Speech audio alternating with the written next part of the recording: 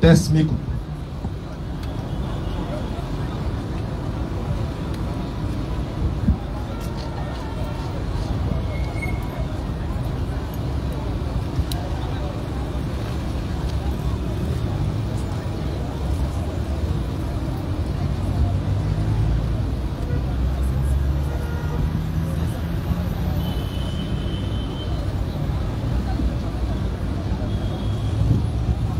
Alhamdulillah.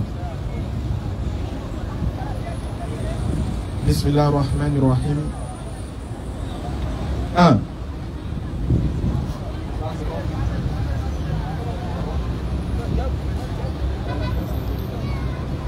A'udhu billahi minash shaitanir rajim. Bismillahirrahmanirrahim. Wassalatu wassalamu ala rasulillah. Alhamdulillahi wa la quli hal. Alhamdulillahi Rabbil Alamin. Alhamdulillahi Rabbil Alamin. Wa salatu wa salam ala Rasulillah. Gloire et pureté à Allah, maître de l'univers. Allah Azawajal. Allah subhanahu wa ta'ala, le maître des circonstances, le maître du temps et de l'espace, le créateur de toutes choses, l'intemporel-spatial. À lui toute la royauté, le créateur de la vie et le créateur de la mort, celui qui donne la vie et qui donne la mort, exalté soit-il. À lui la louange, l'exaltation, à lui l'adoration, à lui l'élévation. Le puissant, le digne d'adoration, le digne de louange, le digne d'invocation, le très haut. En dehors de lui, il n'y a point d'autre divinité qui mérite l'adoration. En dehors de lui, tout n'est que perdition, ruine, et tout mène à l'enfer. Le véritable créateur des cieux et de la terre, le véritable Dieu à être imploré, à être adoré. Sa grâce, nous implorons sa miséricorde, nous implorons sa clémence, sa paix sur le noble messager Muhammad sallallahu alayhi wa sallam, sur ses compagnons ainsi que sur toute personne qui va attester qu'il n'y a aucune divinité qu'Allah et que Muhammad sallallahu alayhi wa sallam est son messager. De prime abord, je tiens à réattester encore devant vous ainsi que devant les caméras, j'atteste qu'il n'y a aucune divinité qu'Allah et j'atteste que Muhammad sallallahu alayhi wa sallam est son messager. Et je suis du nombre des soumis. Qu'Allah fasse que nous mourons tous dans sa soumission totale à sa volonté et qu'il nous accorde le repos éternel en compagnie des champions du Tawhid, j'ai nommé Muhammad sallallahu alayhi wa sallam. Alhamdulillahi Rabbil Alamin. Sans autre forme de procès, nous allons rentrer directement dans le vif du sujet, dans là où nous sommes arrêtés le jeudi passé. Mais avant de rentrer dans le vif du sujet, je tenais à vous adresser la salutation qui transcende toute barrière linguistique et qui transcende aussi toute notion du temps et de l'espace. Cette salutation-là qui trouve son importance, sa quintessence, peu importe le moment ou le lieu où il est employé, qui n'est rien d'autre que Assalamu alaikum wa rahmatullahi wa barakatuh. Assalamu alaikum wa rahmatullah. Voilà, c'est maintenant que je vous sens. Alhamdulillah, cette salutation-là n'est rien d'autre que la paix. C'est une transmission de paix entre créatures. On se transmet la paix, on se dit que la paix de Dieu soit sur toi, que la paix du tout miséricordieux, que la paix du tout puissant soit avec vous, t'accompagne. Que cette paix-là soit dans tes activités, que cette paix-là soit dans ton travail, que cette paix-là soit dans ton foyer, que cette paix-là soit dans ton entreprise, dans tout ce que tu entreprends, que cette paix-là soit dans ton couple, que cette paix-là soit dans ta grande famille, que cette paix-là t'accompagne dans ton entourage et autres. Voilà pourquoi il est bon de répondre au salam. Il est bon aussi de transmettre ce salam-là. Parce que nous sommes les adeptes du salam, la religion de paix. Assalamu alaikum wa rahmatullahi wa barakatuh. Alhamdulillah, nous sommes très contents. Je suis en particulier très content de vous retrouver. Bizarrement, chaque fois que jeudi arrive, je suis en extase, je suis content de venir à Figayo pour retrouver mes frères et sœurs, pour échanger avec vous, pour vous faire le rappel ainsi qu'à ma propre personne, pour parler de l'islam, pour parler de notre belle religion, pour amener nos frères à être encore amoureux de leur religion, à être encore impliqués dans l'islam, à être encore impactés par l'islam. Moi, c'est un plaisir, c'est un honneur que Dieu me fait d'être présent parmi vous. Et chaque fois que ce jour-là arrive, pour moi, c'est comme une fête. Parce que je me dis, je vais retrouver encore mes frères avec qui on va sympathiser, on va échanger, on va déblatérer sur des sujets qui concernent la religion, des sujets importants. Voilà. Donc, soyez les bienvenus à ce rappel hebdomadaire de la DDR. Pour ceux qui ne me connaissent pas, je suis votre frère Ismaël Aka de la DDR. Le jeudi passé, on avait entamé l'explication ou encore les faits, les histoires des prophètes qui sont mentionnés dans le Coran. Et comme vous le savez, dans le Coran, Allah dit que c'est un livre qui est parfait en style et en sens, qui est émanant d'un sage qui est parfait. Et le Coran est un livre qui va venir faire, qui va venir révéler, qui va venir raconter les faits des prophètes passés au prophète Muhammad Ali sallallahu alayhi wa sallam, auquel il n'était pas informé. Tout ça pour fortifier, pour qu'il sache qu'il se tenait dans la vérité, pour qu'il sache que la révélation qu'il a reçue émane du digne de louange, du connaisseur de toutes choses et du même Dieu qui a amené ces prophètes-là, antérieurs. Donc le prophète Mohammed, qui n'était pas présent dans ces moments-là, va avoir des révélations. Il va avoir, il aura une autre, on va dire, il aura la vraie histoire contée, mais la vraie histoire vécue, je vais dire, voilà, par ces véritables messagers de Dieu. Et non l'histoire que les gens ont racontée de ces messagers-là qui sont faites de beaucoup d'erreurs, qui sont vraiment erronées. Alors on avait épilogué sur le cas de notre père de la foi qui est Abraham. Jeudi passé, on était sur le cas de Salomon. On n'avait pas terminé compte tenu du temps. Mais aujourd'hui, on va faire rapidement, Inch'Allah. Et puis, comme ça, vous aurez des éléments de réponse, vous aurez aussi des éléments d'éclairage sur là où nous sommes arrêtés. Mais pour ceux qui n'étaient pas là le jeudi passé, je vais faire un récap rapidement de ce qui s'est passé, de ceux dont on a parlé le jeudi passé. On racontait, le Coran nous raconte l'histoire d'un prophète qui était en même temps roi qu'on appelait Suleiman. Ce roi-là, il était quelqu'un à qui Dieu avait donné beaucoup de ses grâces. Il avait la capacité de comprendre le langage des animaux, des esprits visibles et invisibles.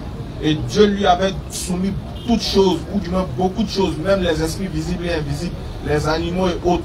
Il pouvait ordonner le vent, il pouvait ordonner les choses à des djinns, à des esprits, etc., etc. Un jour, il y a un oiseau qui va venir lui raconter l'histoire du genre. Il y a un autre peuple qui adore le soleil. Il a trouvé un autre peuple. Ce peuple-là était dirigé par une femme et ce peuple-là adorait le soleil. Chose que l'animal lui-même trouvait injuste aux yeux d'Allah. Et l'animal va transmettre, ou du moins l'oiseau va transmettre ce message-là à Salomon. Et Salomon, à son tour, va faire une lettre qu'il va écrire pour envoyer à cette reine qu'on appelle Balkis, mais dans d'autres versions, c'est la reine de Saba. Donc il va composer cette lettre-là et qui va lui transmettre, dans laquelle il stipule au nom d'Allah le tout miséricordieux, le très miséricordieux, lettre à laquelle il invite cette reine ainsi que son peuple à adorer, à délaisser l'adoration du soleil, à délaisser l'adoration de la créature et à venir à l'adoration du véritable Dieu qui est béni éternellement, qui est Allah subhanahu wa ta'ala. Et on a vu que cette reine-là, en retour, lorsqu'elle va recevoir la lettre, elle va réunir son conseil. Elle va leur demander de tabler sur la question. Donc ils vont décider premièrement d'amener des présents, des cadeaux à Salomon pour essayer de voir s'il n'est pas un simple roi. Mais elle a dit, si on envoie les cadeaux qu'il accepte, c'est qu'il est simplement un roi. Mais s'il refuse, c'est qu'au-delà d'être un roi, c'est un prophète. Parce que les rois acceptent les cadeaux, ils acceptent les biens matériels là, au détriment de ce qui est primordial. Voilà comment, voilà où on s'est arrêté. Parce que lorsqu'ils vont aller présenter ses offrandes, ses cadeaux à Suleiman, il va les retourner en leur disant d'aller dire à la reine que lui refusait ces cadeaux-là, mais de surcroît qu'il allait venir, si elle refuse d'adorer Allah, qu'il allait venir pour combattre ce peuple-là. Et ils vont repartir vers la reine pour lui retransmettre le message. En ce moment-là, la reine maintenant va décider elle-même de se déplacer en personne pour aller rencontrer cet homme-là. Parce qu'après ça, elle a constaté que cet homme-là n'était pas simple. Donc elle décide maintenant de se déplacer pour aller rencontrer cet homme. Or, cette reine-là avait un royaume, elle avait un trône plutôt, qui était vraiment sublime, qui était beau, qui était joli à voir. Et elle va confier la garde de son trône à quelqu'un. Elle va demander à ses gardes de bien surveiller son trône. Parce qu'elle s'élève de son trône, elle va dans un autre peuple, rencontrer un autre roi. Donc elle demande aux gens de bien sécuriser son trône, elle revient. Alors quand elle va aller, le récit du Coran va être encore plus éloquent, nous donnant certains détails et précisions sur lesquels ensemble on va marcher pas à pas pour la bonne compréhension de tous. Alors pour ceux qui ne connaissent pas le récit, ça se trouve dans la sourate 27. On va commencer à partir du verset 38, chers frères et sœurs. J'ai positionné le tableau.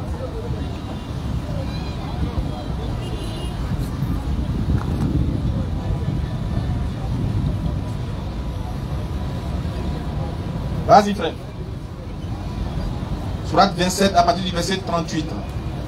Il dit au notable, qui de vous m'apportera son trône avant qu'il ne vienne à moi soumis. Donc, quand la reine va décider de se rendre chez Salomon, Salomon qui était un prophète puissant, à qui Dieu avait donné beaucoup de choses, à qui Dieu avait soumis beaucoup de choses, il était en même temps roi, mais en même temps prophète.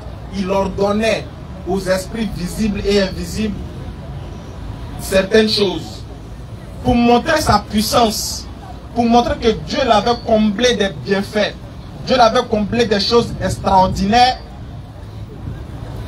Il va réunir ces gens, les esprits visibles et invisibles, et il va les demander une chose.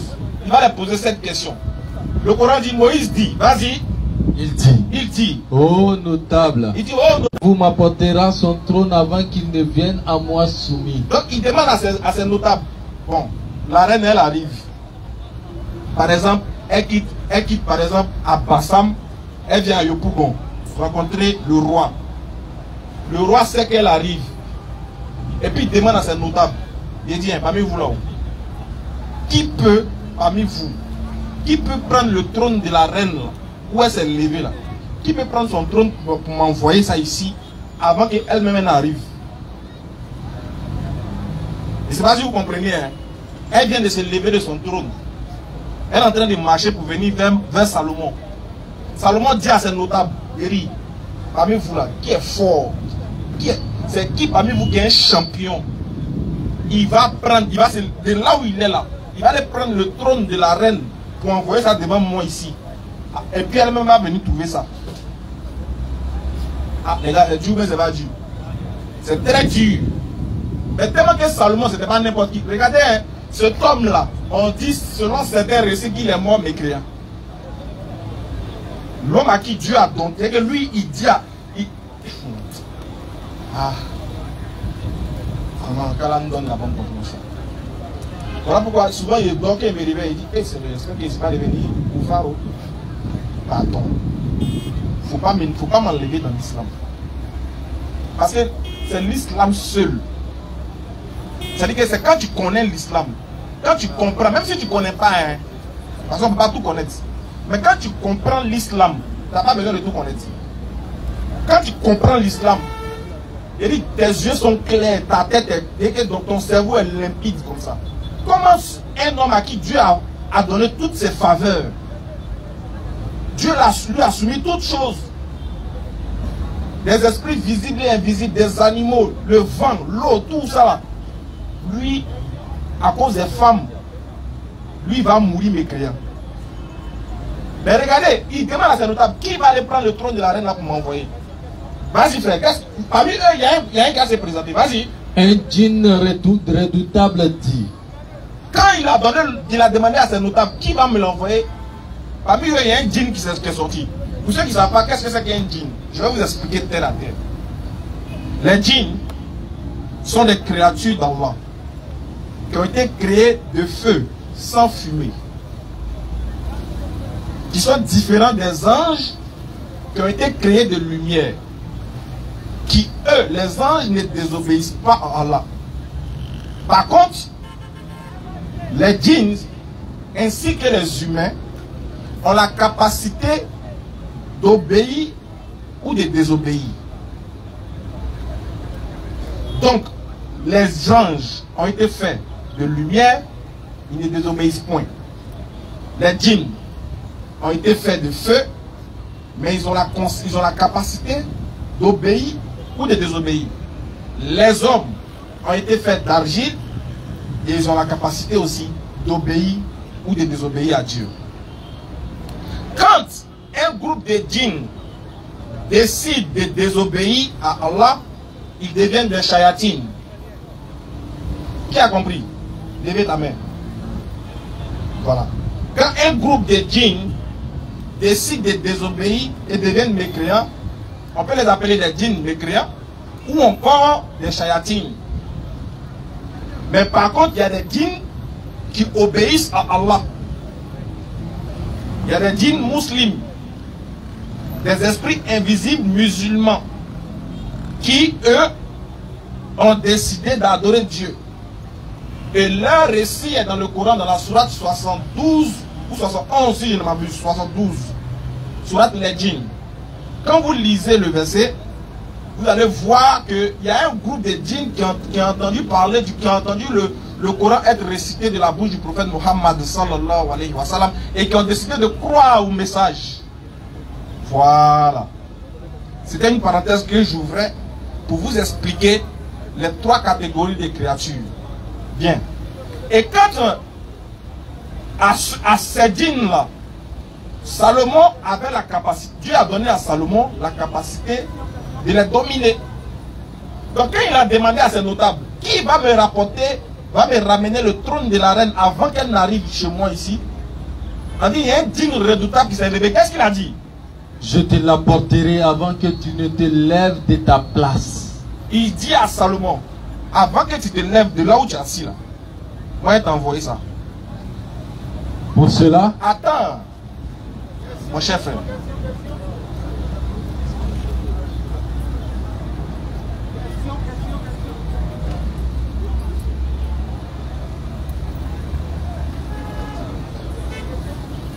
Tu vois non? Donc, le djinn dit, il faut te calmer. Avant que toi, où tu es assis là, Salomon, avant que tu te lèves là, moi il n'y a pas ça pour t'envoyer, ça c'est rien. Ça c'est un petit, ça c'est rien même. Mais qu'est-ce que le Coran dit? Lis le verset du Coran d'abord, le verset du Coran.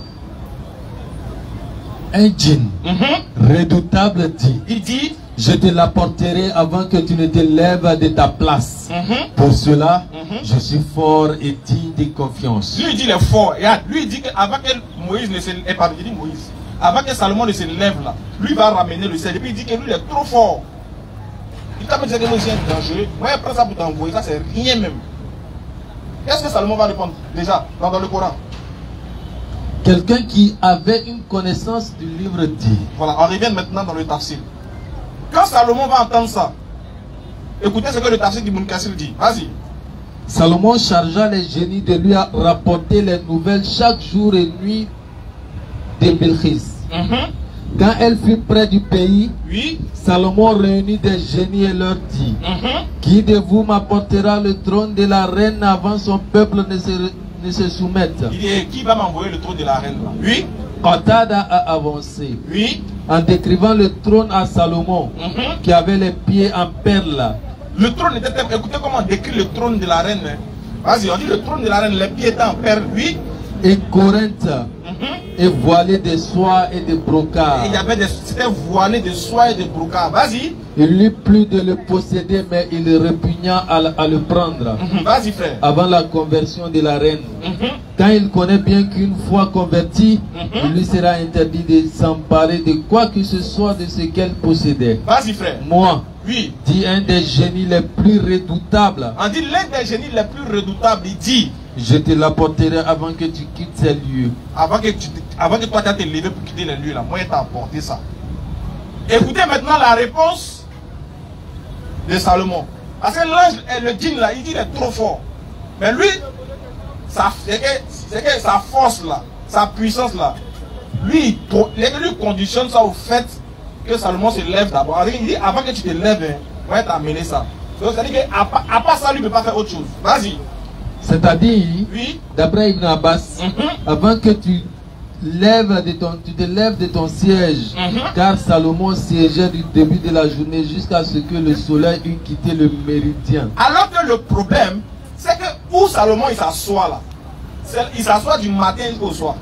Il juge, c'est là-bas il s'assoit pour juger les affaires des gens seulement. Mais toi, lui te dit, lui il a besoin de ça, toi tu dis que tu allais envoyer ça le soir. Champion, vas-y. Salomon répliqua. Maintenant Salomon lui dit, je veux que ce soit plus vite que ça. Il dit champion. Moi que ça va être chap. Moi je m'assois ici de Fat jusqu'à Isha. Moi j'ai besoin de ça chap. Toi tu dis que tant qu'il me lève. Non, ok. Je dis fait que moi je veux ça chap. Je veux ça vite. Vas-y. Salomon voulait par sa demande prouver la supériorité que Dieu lui a accordée sur tous les humains. Stop. Écoutez bien. Il dit, le tafsir dit, par l'acte de Salomon, d'ordonner à l'ange que ça soit rapide. Qu'est-ce qu'il voulait prouver? Salomon voulait prouver que Dieu lui a accordé sur tous les hommes et la magnificence de ses dons.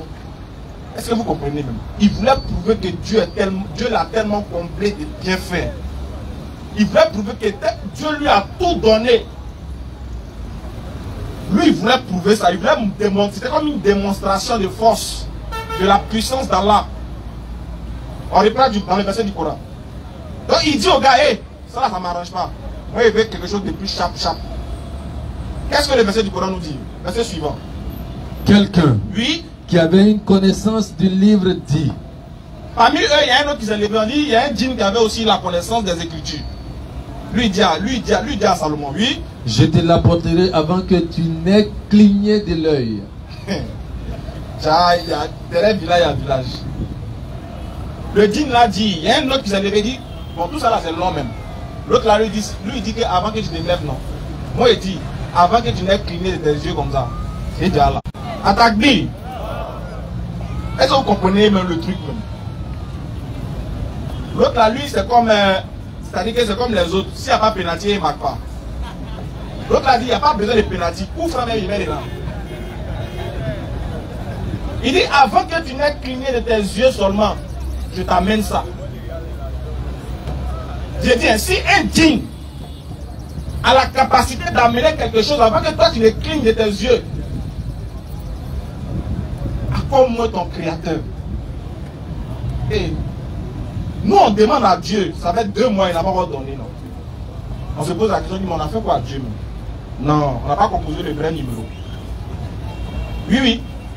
On n'a pas composé le vrai numéro. Sinon, ceux à qui Dieu veut donner là, c'est Kun Fayakun. Quand tu composes le vrai numéro, il dit, hein, tu n'as pas besoin de te réveiller pour aller au travail pour que l'an là vienne. C'est parce que tu dois faire ça. Sinon, quand tu dormais là, Dieu a déjà prévu ton an de la journée. Toi, tu t'es levé, tu es venu faire le processus seulement. Toi, tu n'as fait qu'accomplir ce que Dieu voulait. Tu arrives au Djassa, il y a au moins 90 personnes qui vont l'aller. Mais il dit dans les 90 personnes là, Dieu sait pour chacun. Chacun rentre à la maison avec quelque chose. Ce n'est pas parce que tu es venu vite, hein. C'était déjà prévu. Allah dit dans le Coran. Ce n'est pas par vos forces que vous acquérez ça. C'est moi qui vous ai déjà donné. Il est dispatché à chacun. Ce que chacun doit gagner là. Moi, j'ai déjà géré ça tout. Maintenant, vous savez, le djinn dit avant que tu ne clignes des yeux là, moi, il t'a amené ça. Mais quelqu'un aurait pensé que le djinn avait un pouvoir. Mais qu'est-ce que le tafsir va nous dire? Ce fut d'après Ibn Abbas un génie appelé Asaph.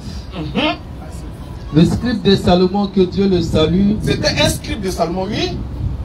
Selon Yazid ben Roman, c'était Asaph ben Barkia, un génie véridique qui connaissait le nom sublime de Dieu.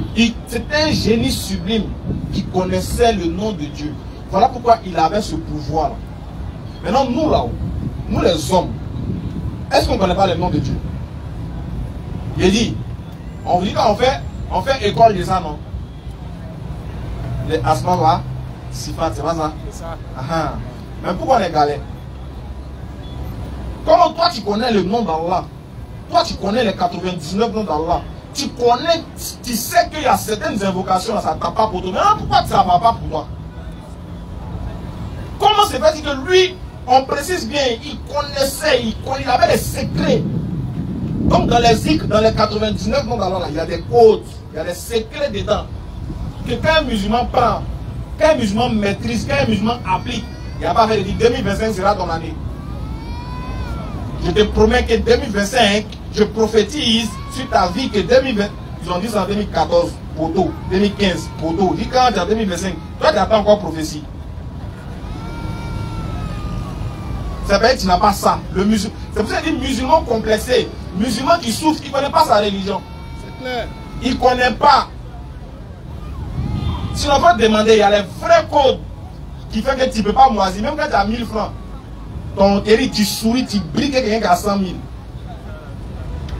Quand toi, tu mets un parfum de psychologie, quand tu arrives, tu sens bon que celui qui a quitté à Paris. Ça, c'est le musulman qui connaît sa religion. Voilà pourquoi on ne peut pas le blaguer un miracle. Parce qu'un miracle, là, ça dort chez lui. Mais écoutez maintenant la précision du tabassé. Vas-y, frère. Il fut prêt à le lui apporter en un clin d'œil. Puis ses genoux se leva pour faire ses ablutions. Écoutez ce que le djinn va faire. Avant de faire ça là, il a dit à Salomon, avant que tes yeux vont bouger là, moi je t'ai envoyé ça. Maintenant regardez le code que le génie fait maintenant. Il se lève. Qu'est-ce qu'il fait? Il se leva pour faire ses ablutions. Il allait prendre ses ablutions d'abord. Premier code, le musulman doit être toujours en ablution. Merci là-bas. Le plus souvent en ablution. Il dit, moi je prends ablution de Fadj. Demandez. Je suis témoin. Pourquoi Isha? Il fait toutes mes prières, moi. Toutes les prières de la journée. Je suis toujours en ablution. Ah, c'est clair. C'est-à-dire que pour que tu as lancé flèche là, pour que ça me gagne, moi il se met, c'est pas bouche. Hein? C'est-à-dire que le match sera tendu. Attends, il commence à avoir chaud de toute façon.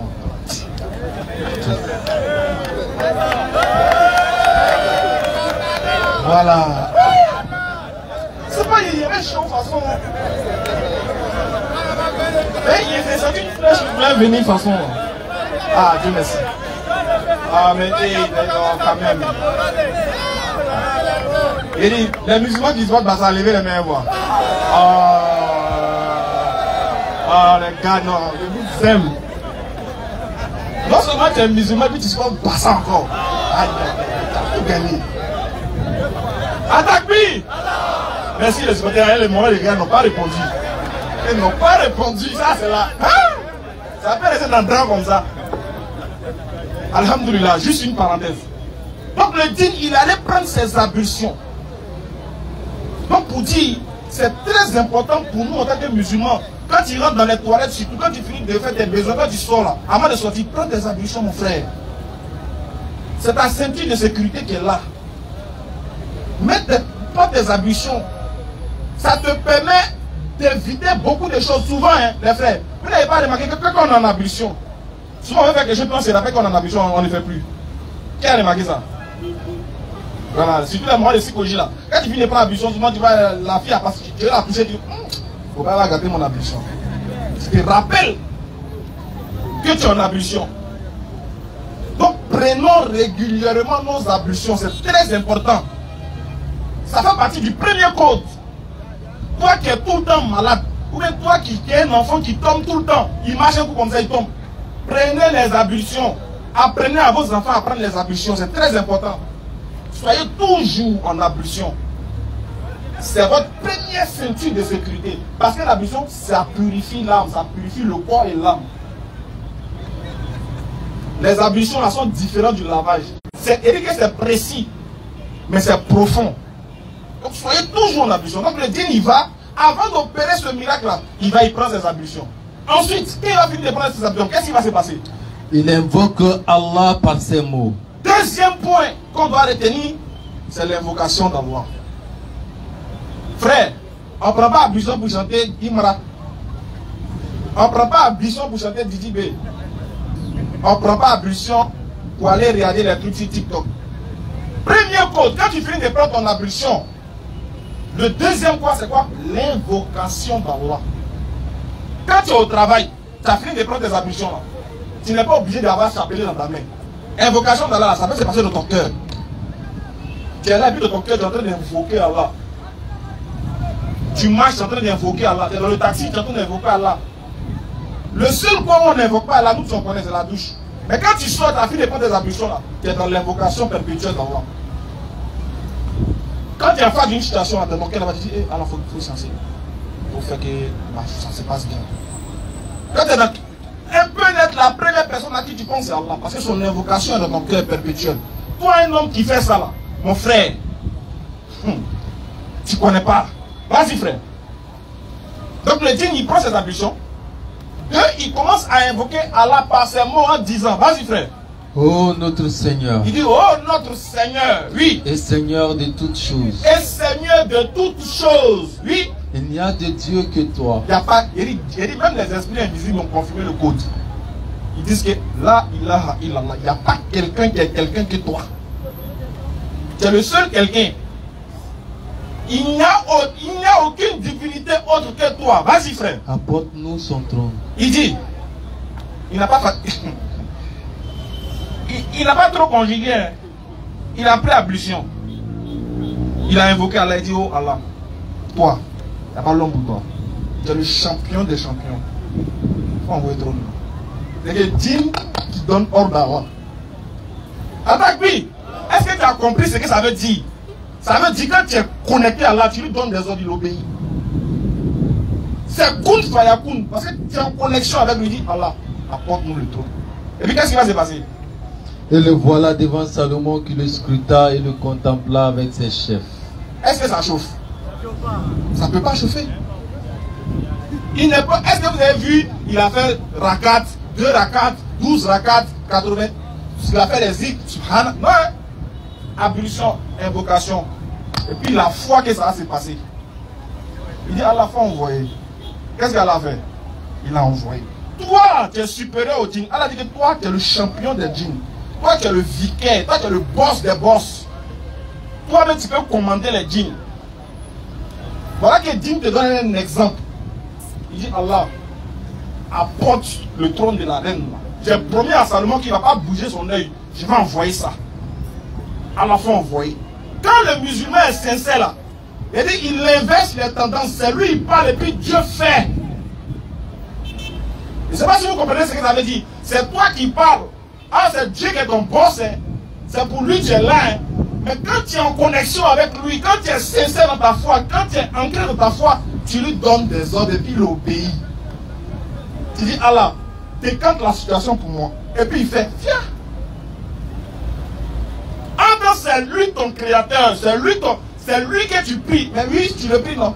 Pour être vraiment confiant, pour confirmer le compte que tu adores le vrai Dieu là. Quand tu demandes, il doit te donner.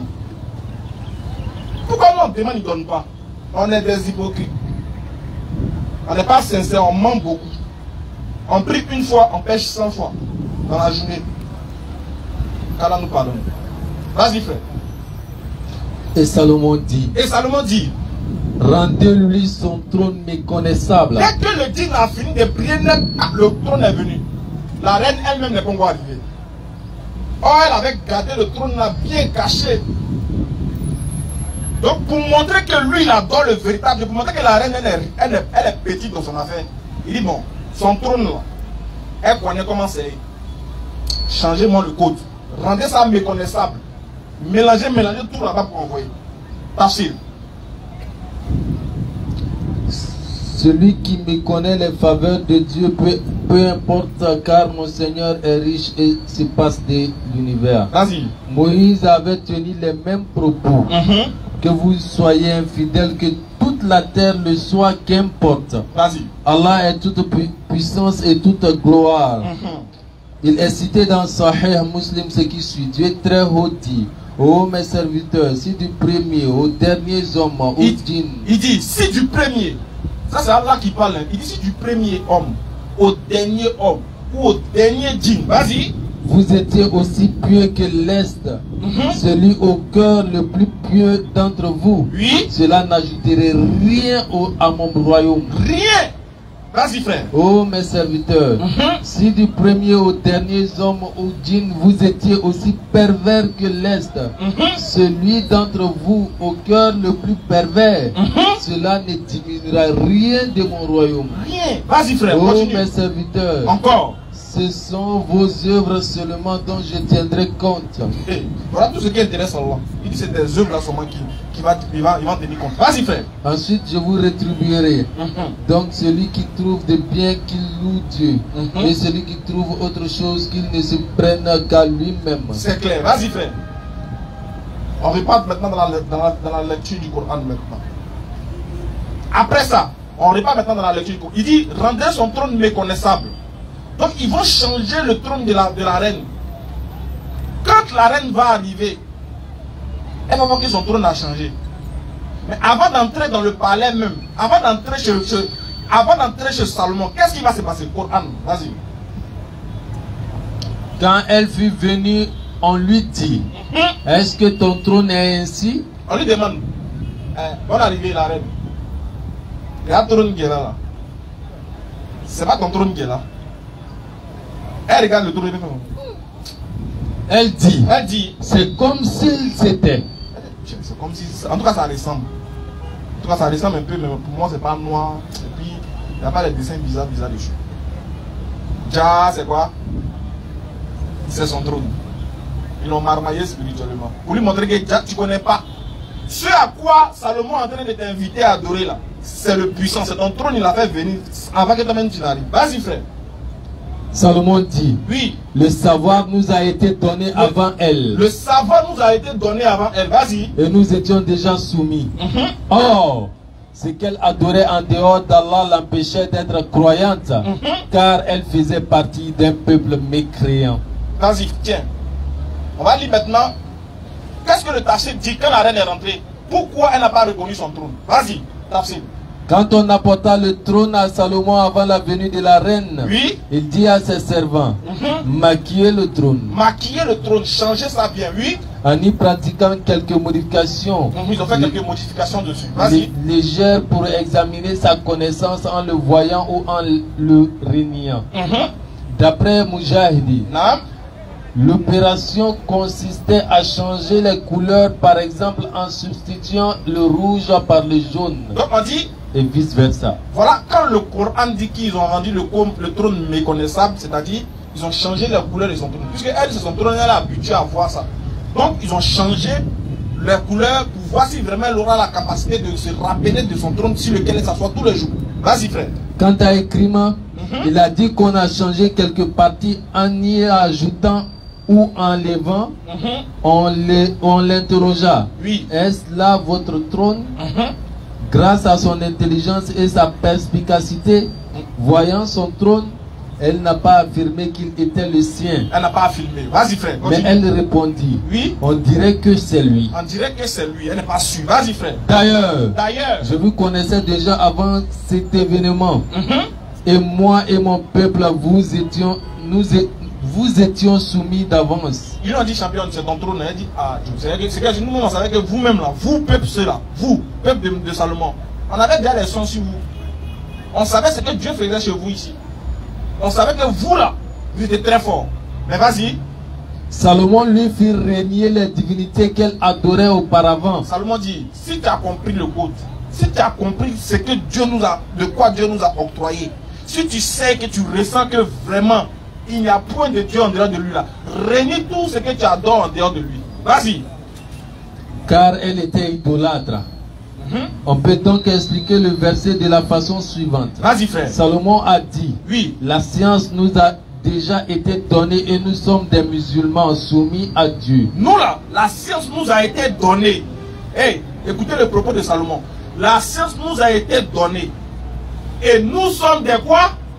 Musulmans soumis à Dieu. Nous sommes des musulmans soumis à Dieu. Vas-y. L'auteur de cet ouvrage a ajouté, oui, ce qui corrobore les propos de Mujahid, c'est que... Donc ce qui veut dire que le musulman a déjà la science. Il ne va plus chercher une autre science ailleurs.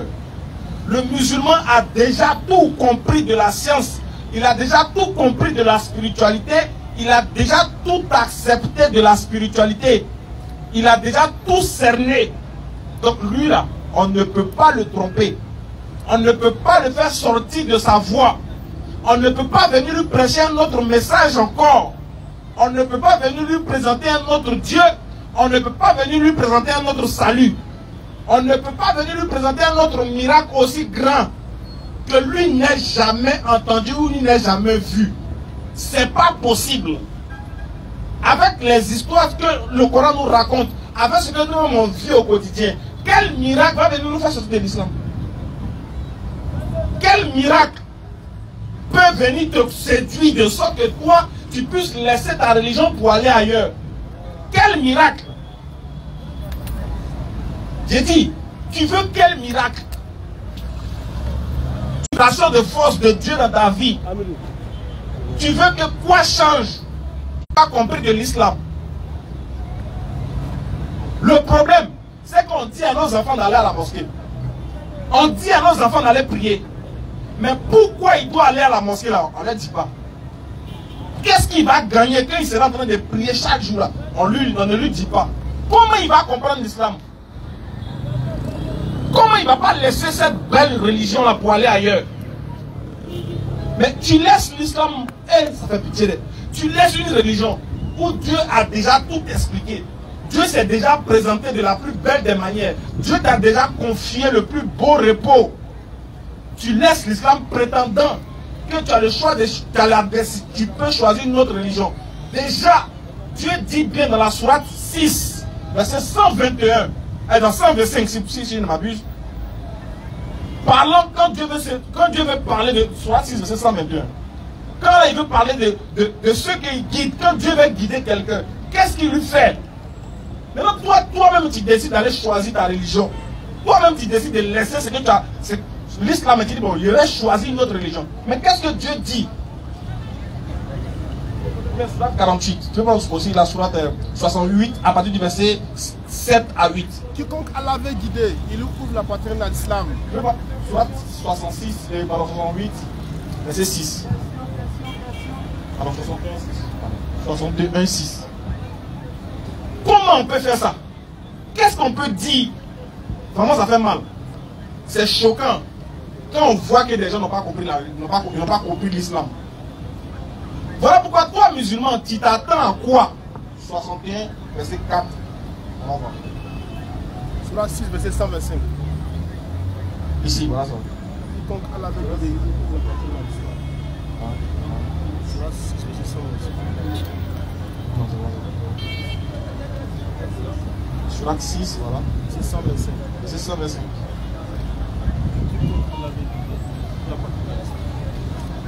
Surat 6, 125. Écoutez bien ce verset là. Et puis, Oui. quiconque Allah veut guider, Quiconque Allah veut guider, il lui ouvre la poitrine à l'islam. il dit, écoutez-moi bien. Un jour, une dame est venue me voir pour dire que sa fille a décidé de laisser la religion. Subitement, parce que c'est les femmes, souvent les gens aiment manipuler pour les faire sortir de l'islam. Et je disais à la dame, la vieille, va pleurer. Ta fille, là, si elle a la capacité de faire un choix, de choisir une autre religion que l'islam, là, il n'y a pas deux options. C'est-à-dire que la première chose, là, elle ne connaît pas l'islam. Elle n'a jamais connu l'islam. Et le pire, c'est qu'elle va faire croire qu'elle était musulmane, mais c'est qu'elle ne connaissait pas l'islam. Mais de deux, ce qui fait plus mal, c'est que non seulement elle a été manipulée, mais elle est manipulée encore pour faire une chose qui est grave. C'est que quand Dieu dit, quand lui veut te guider, quand lui t'aime là, qu'est-ce qu'il fait? Il lui ouvre la poitrine à l'islam. Il ouvre ton cœur à l'islam. C'est pas toi-même qui choisis. Est-ce que vous avez compris? C'est pas toi qui choisis, c'est Dieu même qui ouvre ton cœur à l'islam. Quand il veut te guider, il ouvre ton cœur. Il ouvre ta poitrine. Tu ressens il y a des sensations que tu as envie de te prosterner. Tu as envie d'adorer Dieu comme il se doit. Quand là, tes t'aime là, il ouvre ta poitrine à l'islam. Vas-y. Et quiconque il veut égarer, Mais quand Dieu ne t'aime pas, quand il veut t'égarer, qu'est-ce qu'il fait? il rend sa poitrine étroite et gênée. Il te rend gêné. Lorsqu'on entend parler, lorsque tu entends l'islam dans ton cœur, tu n'es pas à l'aise. Quand tu entends le musicien en train d'appeler la prière, tu n'es pas à l'aise, tu veux vite quitter le lieu. Quand tu vois un musulman, quand tu entends l'islam là, tu as envie de vomir. C'est l'effet de... Dieu dit c'est quand il veut t'égarer là, que tu as ce genre de symptômes. Qu'Allah nous donne la bonne compréhension. Qu'Allah fasse de nous des musulmans sincères et pieux. On a compris au travers de l'histoire de Suleiman. Parce que après, quand il va demander à la reine de renier ses idoles, exactement elle va le faire. Elle et son peuple vont attester qu'il n'y a aucune divinité qu'Allah. Elle et son peuple vont devenir des soumis, des musulmans. Au travers du message et au travers de la démonstration de force que Dieu va mettre à Salomon, que Dieu va donner à Salomon. Et cet homme-là, Allah dit dans le Coran, il n'a jamais été mécréant. Mais c'est plutôt les djinns, après la mort de Salomon, qui ont penché vers la mécréance. Et ils ont saigné des choses, de la magie aux autres. Celui que Dieu choisit pour transmettre son message, pour manifester sa volonté sur la terre, ne peut en aucun cas être un mécréant. Car Dieu a la capacité de pouvoir choisir les personnes qu'il connaît déjà d'avance. Voilà pourquoi nous on vous rassure. Pour vous dire, la leçon à retenir de cette histoire que le Coran nous a racontée, c'est qu'il faut demeurer ferme dans la foi, combattre la mécréance et surtout ne pas nous empêcher de maîtriser le code de notre religion, le code de notre spiritualité pour pouvoir avoir une vie stable ici-bas et aussi dans l'au-delà. Sur ce, assalamu alaikum wa rahmatullah. Merci de m'avoir écouté et qu'Allah nous donne la bonne compréhension et que ce rappel-là nous soit bénéfique et profitable. Alors, on va passer maintenant à la série des questions, s'il y en a, Inch'Allah. Assalamu alaikum wa rahmatullahi wa barakatuh. Le frère Madou est demandé pour sa question. Madou chrétien. Le frère Madou chrétien est demandé pour sa question. Ouais. Il a fouillé.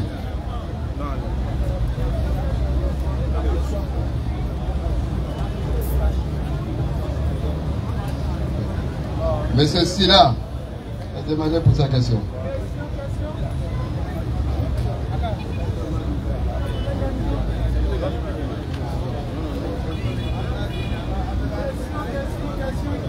Salam alaikum, Issa. Wa alaikum salam. Alors, ma question est un peu bizarre. Donc, comme il n'y a pas de questions bêtes, donc allons droit au but. Alors, ma question est la suivante. J'ai parcouru, n'est-ce pas, sur TikTok, un Oussaz, que je vais taire son nom, appeler sa fille Natacha. Donc, du coup, je pose la question de savoir, est-ce que les noms Djoula et les noms musulmans sont... Tous les noms Djoula sont forcément musulmans, mais tous les noms musulmans sont forcément Djoula. Parce que je n'ai rien compris là. C'est pour poser la question est très simple. Est-ce que, on dit, excusez-moi du thème, hein, on dit souvent les corps, eux ils ont les noms, par exemple, comme ça, comme ça, Rebecca, etc. Est-ce que, merci Sandrine par exemple, est-ce qu'un musulman peut appeler sa fille Rebecca ou Natacha ou Sandrine? Je veux juste savoir. Bon, il y a assez de noms musulmans, il y a assez de noms dans l'islam qu'un musulman doit donner à sa fille. Qu'il peut donner à sa fille. Voilà. Et aussi qu'il doit donner à sa fille. Maintenant, si lui-même il décide d'appeler sa fille par un autre nom qui ne reflète pas. Parce que quand un enfant il naît en islam, quand un enfant il naît, je crois que il y a la sunna du prophète Mohammed que les parents doivent appliquer sur cet enfant-là. À savoir, faire l'azan dans ses oreilles, faire son baptême et lui donner un nom. Très bien. Je ne pense pas qu'un musulman qui respecte la sunna, qui respecte sa religion, va organiser cette cérémonie-là de baptême où il doit donner le nom de son enfant. Il va l'appeler Sandrine. Je pense pas. Et je ne pense pas qu'un imam qui sera invité lors de cette cérémonie de baptême va valider le fait qu'on appelle un nouveau-né en islam Sandrine. Donc soit c'est un surnom qui donne après, mais je ne pense pas qu'un musulman peut appeler sa fille comme ça. Selon ce que je sais de l'islam. Parce que selon la sunna du prophète, quand on accouche, il y a ce qu'on fait et il y a le nom qu'on doit donner à l'enfant. Et le nom qu'on doit donner à l'enfant doit refléter notre religion, doit refléter notre foi. Si je vous prends pas en mot, parce que pour aller directement, hein, j'ai eu ça dernier dans un documentaire. Il disait où sa fille était traquée à la maison, là où les chrétiens venaient dire à sa fille des mots déplacés. Sa fille s'appelle Natacha, c'est un surnom. C'est un surnom, mais il n'a pas précisé. C'est le nom de sa page Facebook oui, qu'elle avait créée dans le temps. Qui est Natacha et il fallait qu'il précise. Elle ne s'appelle pas Natacha. Pourquoi nous, pour ceux qui ne veulent pas savoir là, directement ils vont qu'est-ce qu'ils vont penser? Non mais je pense que je comprends votre inquiétude, elle est légitime, mais bon, je vous rassure que c'est pas son nom. Voilà, elle a un nom propre islamique à elle. Natacha c'est pas son nom, c'est un surnom de sa page Facebook. J'avais deux questions, mais elle laissait la latitude aux autres de poser la question. Okay. Merci. Donc, vous pouvez poser la deuxième. Ok, il n'y a pas de problème. Quand elle donne la bonne compréhension. Il pose une bonne question aussi parce que il se peut que d'autres aussi se sont posés cette même question. Donc on tient à préciser que ce n'est pas son nom propre à l'état civil. C'est son nom, on va dire un pseudo sur Facebook. Voilà, sur les réseaux sociaux. Voilà. Monsieur Traoré demandé pour sa question. Ah, bonne arrivée. Comment allez-vous? Tu n'as pas vu mon invité? Ah, il faut faire vite, parce que quand le temps va venir, on va pas vite. Monsieur Traoré.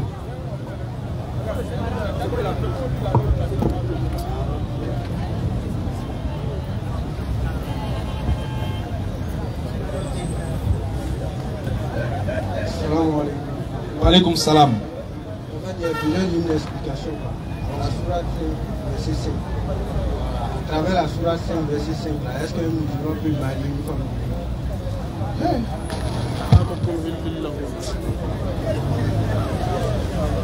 Une femme juive. Une femme juive. Une femme chrétienne, juive. C'est une bonne question. C'est une très bonne question. Une très bonne question. Qu'on a longuement répondu. Il y a de très grandes, je vais dire, de très grandes divergences sur ce sujet-là, qui fait qu'on ne peut pas tabler directement, mais chacun peut donner sa position vis-à-vis de ce verset. Parce que le verset, il a sa cause de la révélation, il a son explication, il a son orientation, etc. sur lesquels, je vais dire, beaucoup de savants divergent. Mais la question de savoir est-ce qu'un musulman peut épouser une femme des gens du livre, comme vous ne voulez pas employer le mot, des gens du livre, cette question-là, moi je pense que au-delà du fait que certains de nos savants ou bien certains imams aient donné leur position claire, il y a aussi le Coran qui est clair. C'est peut-être nous qui ne comprenons pas le Coran. Ou du moins, ça peut arriver qu'on ne le comprenne pas, parce qu'on est des humains. Mais je pense que le Coran aussi, qui vient pour nous mettre sur la voie, la bonne voie, et qui ne veut pas qu'on ait des problèmes dans notre pratique religieuse, a longuement éclairé notre antenne pour qu'on soit situé si oui ou non on peut épouser une femme des gens du livre. Maintenant, il y a les gens là, ils aiment, ils veulent. Donc, ils vont forcément se donner les arguments ou des arguments pour attester de cela. Moi, Ismaël Akam, par exemple, je prends un exemple que je pose toujours à celui qui vient me poser la question si c'est possible. La question de savoir est-ce que c'est possible d'épouser une femme des gens du livre peut se répondre lorsque tu leur retournes une question. Qu'est-ce que vous entendez par gens du livre? Pour vous là, qui sont les gens du livre? Préciser, et puis on va voir si vraiment on n'a pas compris, mais on essaie de... Qui sont les gens du livre selon le Coran? Pour vous, et puis pour vous-même, quand vous lisez le Coran, qui sont les gens du livre pour vous? Je vais directement. Est-ce qu'un musulman peut marier une chrétienne? Ok. Pour vous, par exemple, les gens du livre ici, c'est les chrétiens. Ok. Est-ce qu'un musulman peut marier une chrétienne? Je dis il y a divergence dessus. Maintenant, moi je te retourne maintenant une question. Si tu veux marier une chrétienne, la question que je me pose et que je te pose aussi, est-ce que du temps du prophète Mohammed, il n'y avait pas de chrétiens? Les femmes chrétiennes, est-ce qu'il y avait ou il n'y avait pas? Honnêtement, je ne sais pas. Merci. Mais on sait forcément qu'il y avait. Oui, oui. Parce que le prophète est venu trouver des chrétiens, des juifs, des athées, des bouddhistes, enfin pas des bouddhistes, excusez-moi, pas des bouddhistes, mais des idolâtres. N'est-ce pas? Très bien. Je crois que quand le prophète voulait marier autre femmes qui n'appartiennent pas à l'islam, qu'est-ce que ces femmes-là faisaient? Elles se convertissaient à l'islam. Donc, s'il était possible d'épouser une femme juive ou chrétienne étant musulman et qu'elle reste toujours dans sa religion, l'exemple parfait que le prophète aurait donné un exemple au travers des femmes qu'il a épousées. Parce que les femmes que le prophète a épousées là, il nous a donné un exemple de mariage. Toutes les femmes que le prophète a épousées étaient un exemple qu'il donnait pour les croyants. Il a marié des veuves parce que dans son temps, à leur temps, il était vraiment impossible, ou bien il était vraiment mal vu d'épouser une femme veuve. Le prophète est venu montrer que c'est possible de le faire. Elle n'est pas diabolique. Cette femme n'est pas diabolique. Il y avait des gens qui pensaient qu'il n'était pas possible d'épouser une femme plus âgée. Le prophète l'a fait. Pour montrer que un musulman peut le faire. Une femme appartenant à une autre religion. Le prophète l'a fait. Mais l'a fait avant de l'épouser. Donc, moi je pense bien que si le prophète nous a pas donné tel exemple au travers de ces femmes qu'il a épousées, c'est difficile d'établir directement sur cette question. Ça fait un. De deux, est-ce que pour le musulman, il considère qu'un chrétien qui meurt dans sa foi va au paradis? Non. Comment? Non, non, non, non. Non. Alors que le mariage n'est pas que Chanel. Sourate 68 là, 63 plutôt. Sourate 43, 68 à 70 là, dit, entrez au paradis, vous et vos épouses. Ah, mais tu dis que toi, tu dis que chrétien va pas au paradis. Le Coran dit, entrez au paradis, vous et vos épouses. Donc là, il a laissé à la porte. Bon, selon le verset là-haut, Sourate 43, 68 à 70 là, elle sera où, ton épouse? Non, honnêtement, vu que le prophète m'a marié une femme, mais elle s'est convertie d'abord. Lui, c'est l'exemple parfait, donc il n'y a plus de discussion. Ok, merci beaucoup. Qu'elle en donne la bonne compréhension. Merci beaucoup. Tonton, bonne arrivée. Micro. Donc, on est clair que ce n'est pas sorti de ma bouche que c'est interdit ou bien c'est permis. J'ai donné un exemple, le frère a compris et chacun aussi est libre de comprendre comme il veut.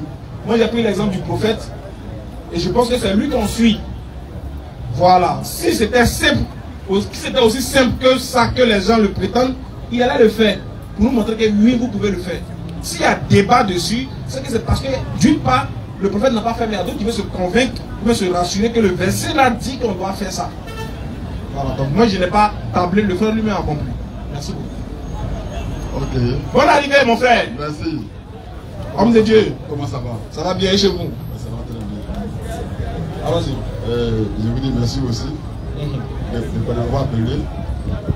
Vous savez, la vie c'est comme ça. Aujourd'hui, je crois qu'on a un peu de temps quand même. Hein. Voilà, on va faire un peu vite, il est déjà 17h43. Voilà, tu vois que dans ton livre même, on a posé une question concernant le mariage. Et même pour répondre oui ou non, c'est un peu difficile. Il faut tourner autour pour pouvoir répondre. C'est-à-dire, quand on pose la question, est-ce qu'un musulman peut marier un chrétien, normalement on dit oui ou non. Parce que c'est ça. Mais tu as vu que c'est difficile de répondre. C'est pas difficile. Non, c'est difficile parce que tu veux le tuer autour du pot. Moi j'ai répondu. Voilà. Non. Est-ce que le frère qui est parti il n'a pas eu la réponse à sa question? Il a la réponse, mais ça c'est pour dire que. Il a eu la réponse à sa question. Oui. L'essentiel ici c'était de répondre à sa question. Voilà, c'est pour dire que quoi qu'il en soit, il y a le seul que tu ne comprends pas et que moi aussi je ne comprends pas. Donc quoi? Ça nous revient sur la tête des hommes. Et on va aller comprendre.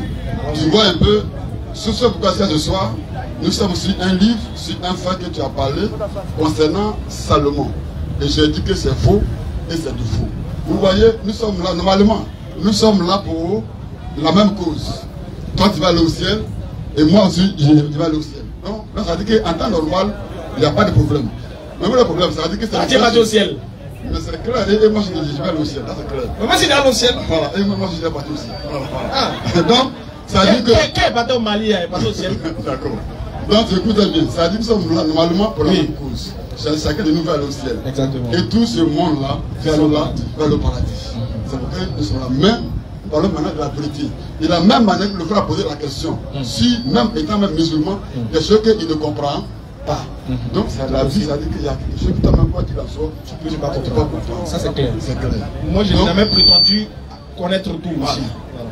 Tu as vu que tous nous savons que le Coran que vous avez là, toutes les histoires du Coran viennent d'un livre qu'on appelle la Bible. Tu es sûr? C'est sûr. C'est clair. Je viens. Est-ce que tu es sûr? Je très bien. Tu as vu tout à l'heure, tu as posé la question. Attendez, excuse-moi. Non, attends. Les propos que tu emploies là, si tu vois que ça nécessite, si tu vois que ça engendre une réaction dans la foule, c'est qu'on est en fait sûr que tu as la capacité de maintenir ton propos. D'accord, je viens. Quand tu dis toutes les histoires qui sont contées dans le Coran viennent de la Bible, est-ce que tu maintiens ça? Je maintiens ça. Est-ce que tu as la capacité de le prouver? Oui, de le prouver, je viens. Ok, donc on y va. Donc tu me suis très bien. Ouais, te donner une histoire. Attends, je viens. Ouais, te donner une histoire, bien te demander si c'est dans la Bible ou pas. Attends, non, laisse. Vas-y. Il va chercher quand même. D'accord, voilà. Ça dit quoi? C'est pourquoi nous sommes là ce soir. Je veux que toi et moi, on échange. Tu vois, écoutez bien. Vas-y. Nous sommes des faits, des droits des faits. Et tu as vu que ce que vous rencontrez, des faits dans le Coran, tout dans la Bible. Et j'ai placé une fois, mais pourquoi? C'est pas dire que les faits dans le Coran se trouvent dans la Bible. Et nous savons très bien que, par exemple, je viens. Je vais te permettre de corriger quelque chose. Faut pas dire, je préfère que tu dises, pour toi, tu penses que certains récits du Coran se trouvent dans la Bible. Voilà, c'est mieux. Ça là, je peux te laisser, je peux te concéder ça. Voilà, ok. Faut dire, Ismaël, je pense que certains récits du Coran sont peut-être dans la Bible. Ok. Faut parler comme ça. D'accord. Faut répéter. Donc, je répète. Comme le Coran, ce n'est pas la totalité, mais c'est que le Coran parle d'Abraham, ça parle de Jésus, ça parle de Salomon, toutes ces personnes que nous connaissons. Voilà, c'est pas ça de cette manière. Puisqu'il sait que les mêmes personnes sont autour là-bas. Ok. Or, il sait que lui et moi, je suis plus âgé que lui. Ça, c'est le voix, je suis plus âgé que lui. Donc, si je suis plus âgé que lui, et que moi, ma vie se trouve dans sa vie, il y a des plans que c'est pourquoi. Ça veut dire que les faits que nous connaissons dans la Bible, datent de 2000 ans, 3000 ans avant Mohamed, se retrouvent dans le Coran. On dit non que c'est une révélation. Avec Mohamed a reçu une révélation. Et voici que je viens devant toi aujourd'hui sur l'histoire de Salomon, que tu as dit ici le samedi, pardon, le jeudi passé, comment Salomon, un oiseau, envoyait une lettre à la femme, la reine de Séba. La reine de Séba, c'est en Éthiopie. Comme on dit, la reine de Séba, c'est en Éthiopie. Il était en Israël, envoyé une lettre à la reine de Séba qui est en Éthiopie. Or, ce contexte-là, d'abord, tu apprends que entre Salomon et Jésus, il y a 1000 ans, ou bien 900 ans, les deux. 1000 ans. Et on pense Jésus à Mohamed, de ce qu'il a, de sa naissance jusqu'à il commence, il y a 600 ans. Donc 600 ans à 1000, ça fait 1500 ans. Donc un fait s'est trouvé sur la terre, ça fait 1500 ans. Et lui il vient, il dit non, c'est une révélation. Et puis il donne. Dans le Coran, tu as dit, j'ai compris. Ce soir, ça a dit que ma question. Moi aussi, Baoulé, c'est ça. Donc, les Baoulés, on l'a histoire. Ils ont quitté au Ghana, en Côte d'Ivoire. Ça fait au moins 200 ans que l'histoire est là. Et on connaît l'histoire des Baoulés. Est-ce que, toi c'est Malaka, c'est-il possible que quelqu'un peut falsifier l'histoire des Baoulés à partir du nom de révélation? Non seulement peut-être qu'il est au Nigeria ou bien au Congo, un individu qui a dit non, moi Dieu c'est là moi. Et il vient dire un fait, au sein des Baoulés, leur histoire, il était au Ghana, Bénin, en Côte d'Ivoire. Et si aujourd'hui tu vas à Bassakassou, les pères, les anciens, ils ont l'histoire des Baoulés. Ils ont l'histoire des Baoulés. Donc, est-ce que c'est possible qu'on peut falsifier l'histoire d'un individu à partir du nom de révélation? Pourquoi? Parce que l'histoire de Salomon, quand tu parles de la Bible, il y a au moins 3 chapitres. C'est pas Salomon. Et quand on parle de Samuel, un roi, 2 rois, et chronique, pas de l'histoire de Salomon. Salomon a été roi en Israël. Et même, il ne sait pas même comment il est né, même comment son papa a rencontré sa maman, dans quelles conditions, comment il est né, comment il a été roi, comment il a régné, comment il a fait. Tout ça, c'est écrit. C'est écrit sur 3 différentes personnes ont écrit tous ces livres-là sur la vie de Salomon. Et moi, je vais voir que dans le Coran, on raconte la même histoire, mais sur une autre forme. C'est la raison que je ne vois pas. Moi, c'est pas dire qu'une histoire d'un individu. Parce que il a été roi en Israël. Comme on dit le président en Côte d'Ivoire, comme Oufoué, comme Bédié, ça il a été roi. Donc, s'il a été roi, calmez-vous s'il vous plaît. Si, ça dit quoi, il a été roi dans un pays, et que sa vie a été écrite. Son papa, David, sa vie a été écrite. Tout ça a été écrit. Comment c'est peut-être que ma question, c'est que dans le Coran là, c'est différent de ce qu'il y a dans la Bible. Tu as répété ça plusieurs fois. Voilà, c'est ce que je comprends. Ok. Tu l'as répété et je vais te répondre de manière simple. Ce qui me démontre une chose vraie n'est pas son ancienneté. C'est pas parce que quelque chose est passé avant que si tu racontes maintenant, mais d'une autre façon, que ce que tu dis est faux. Il se peut que ce qui a été raconté avant a été raconté dans la fausseté jusqu'à ce que l'événement présent vienne nous donner des faits plus concrets, plus exacts. Exemple, on a des histoires qu'on nous a dit avant, mais quand les gens sont allés faire des recherches archéologiques, ils ont vu que c'était faux. Vrai ou faux? On est d'accord? Très bien. Maintenant, ce qui démontre que ce que le Coran dit est vrai par rapport aux autres récits, c'est le contenu. Étudions le contenu. L'un de vos contenus, ou du moins la fin de votre contenu sur la vie de Salomon, est qu'il a marié 700 femmes et 300 concubines. Il avait 1000 go au total. Et à cause de ces 1000 femmes-là, dans sa vieillesse, ces femmes-là l'ont poussé à aller adorer des idoles et qu'il est mort dans ça. J'ai dit, se basant sur cette conclusion que la Bible a fait du récit de Salomon, est-ce que toi, tu peux admettre et accepter que ce prophète-là va en enfer parce qu'il est mort mécréant? Question. Merci là-bas. Donc, pour répondre maintenant à ta question, Voilà, c'est ce que je veux répondre à la question. nous allons lire la Bible. Lisons la Bible. Voilà. Un roi, un roi 11. Verset 3. Non, on n'est pas de verset 1. C'est la partie des étoiles. Ok, d'accord, non, C'est la partie des qu'est-ce qu'il veut? C'est quoi ça va continuer? 1 roi 11, verset 3. Il eut 100 princesses pour femmes Il a eu 100 princesses pour femmes. et 300 concubines. 300 concubines. Oui, vas-y. Et ces femmes détournaient son cœur. Oui. À l'époque de la vieillesse de Salomon, ces femmes inclinaient son cœur vers d'autres dieux. Voilà. Continue. Et son cœur ne fut point tout entier à l'Éternel, son Dieu, comme l'avait été le cœur de David, son père. Continue. Salomon alla après Astarté, divinité des Sidoniens, et après Milcom, l'abomination des Ammonites. Et Salomon fit ce qui est mal aux yeux de l'Éternel. Et il ne suivit point pleinement l'Éternel, comme David son père. Alors Salomon bâtit sur la montagne qui est en face de Jérusalem un haut lieu pour Kémosh, l'abomination de Moab, et pour Moloch, l'abomination des fils d'Ammon. Et il fit ainsi pour toutes ces femmes étrangères qui offraient des parfums et des sacrifices de Dieu. L'Éternel fut irrité contre Salomon parce qu'il avait détourné son cœur de l'Éternel, le Dieu d'Israël, qui lui était apparu 2 fois. Il lui avait à cet égard défendu d'aller après d'autres dieux, mais Salomon n'observait point ses ordres de l'Éternel.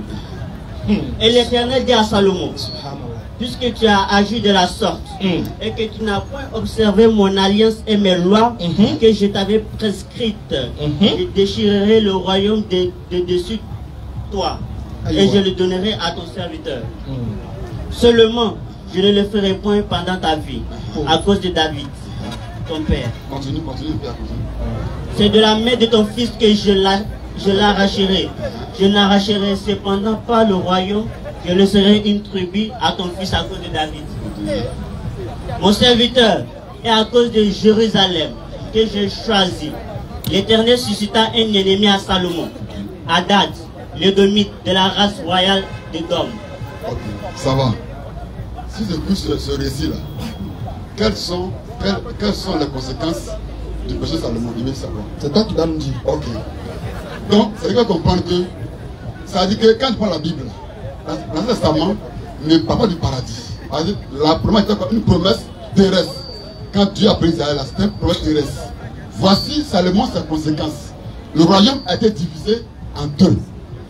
Ça dit qu'il y a eu 2 tribus. Ils sont 12. 10 tribus d'Israël qui ont pour, ça dit que la capitale, la Samarie, comme on dit la Palestine. Ça dit, et pour 2 tribus qui ont pour la capitale, Jérusalem. Donc, Salomon, son péché là, Dieu a donné les conséquences. Salomon, il dit non, je vais diviser le royaume en 2. Ce n'est pas donné d'enfer ni de paradis. Est-ce que dans l'histoire d'Israël, est-ce que l'Israël n'a pas vécu 2 rois dans le même pays? Comme ici en Côte d'Ivoire, à un moment donné, il y avait 2 présidents en Côte d'Ivoire. Israël a vu ça. Donc, l'homme a péché contre Dieu. Et Dieu dit, voici la sentence. Le royaume là, je vais t'arracher et puis ça en 2. Même, écoute, même quand son père a péché, même sa maman là, il a tué son père, il a tué le mari de la maman de Salomon pour prendre la femme. Et Dieu a dit quoi? L'épée c'est l'empare de ta maison. Est-ce que son père il est allé à l'enfer?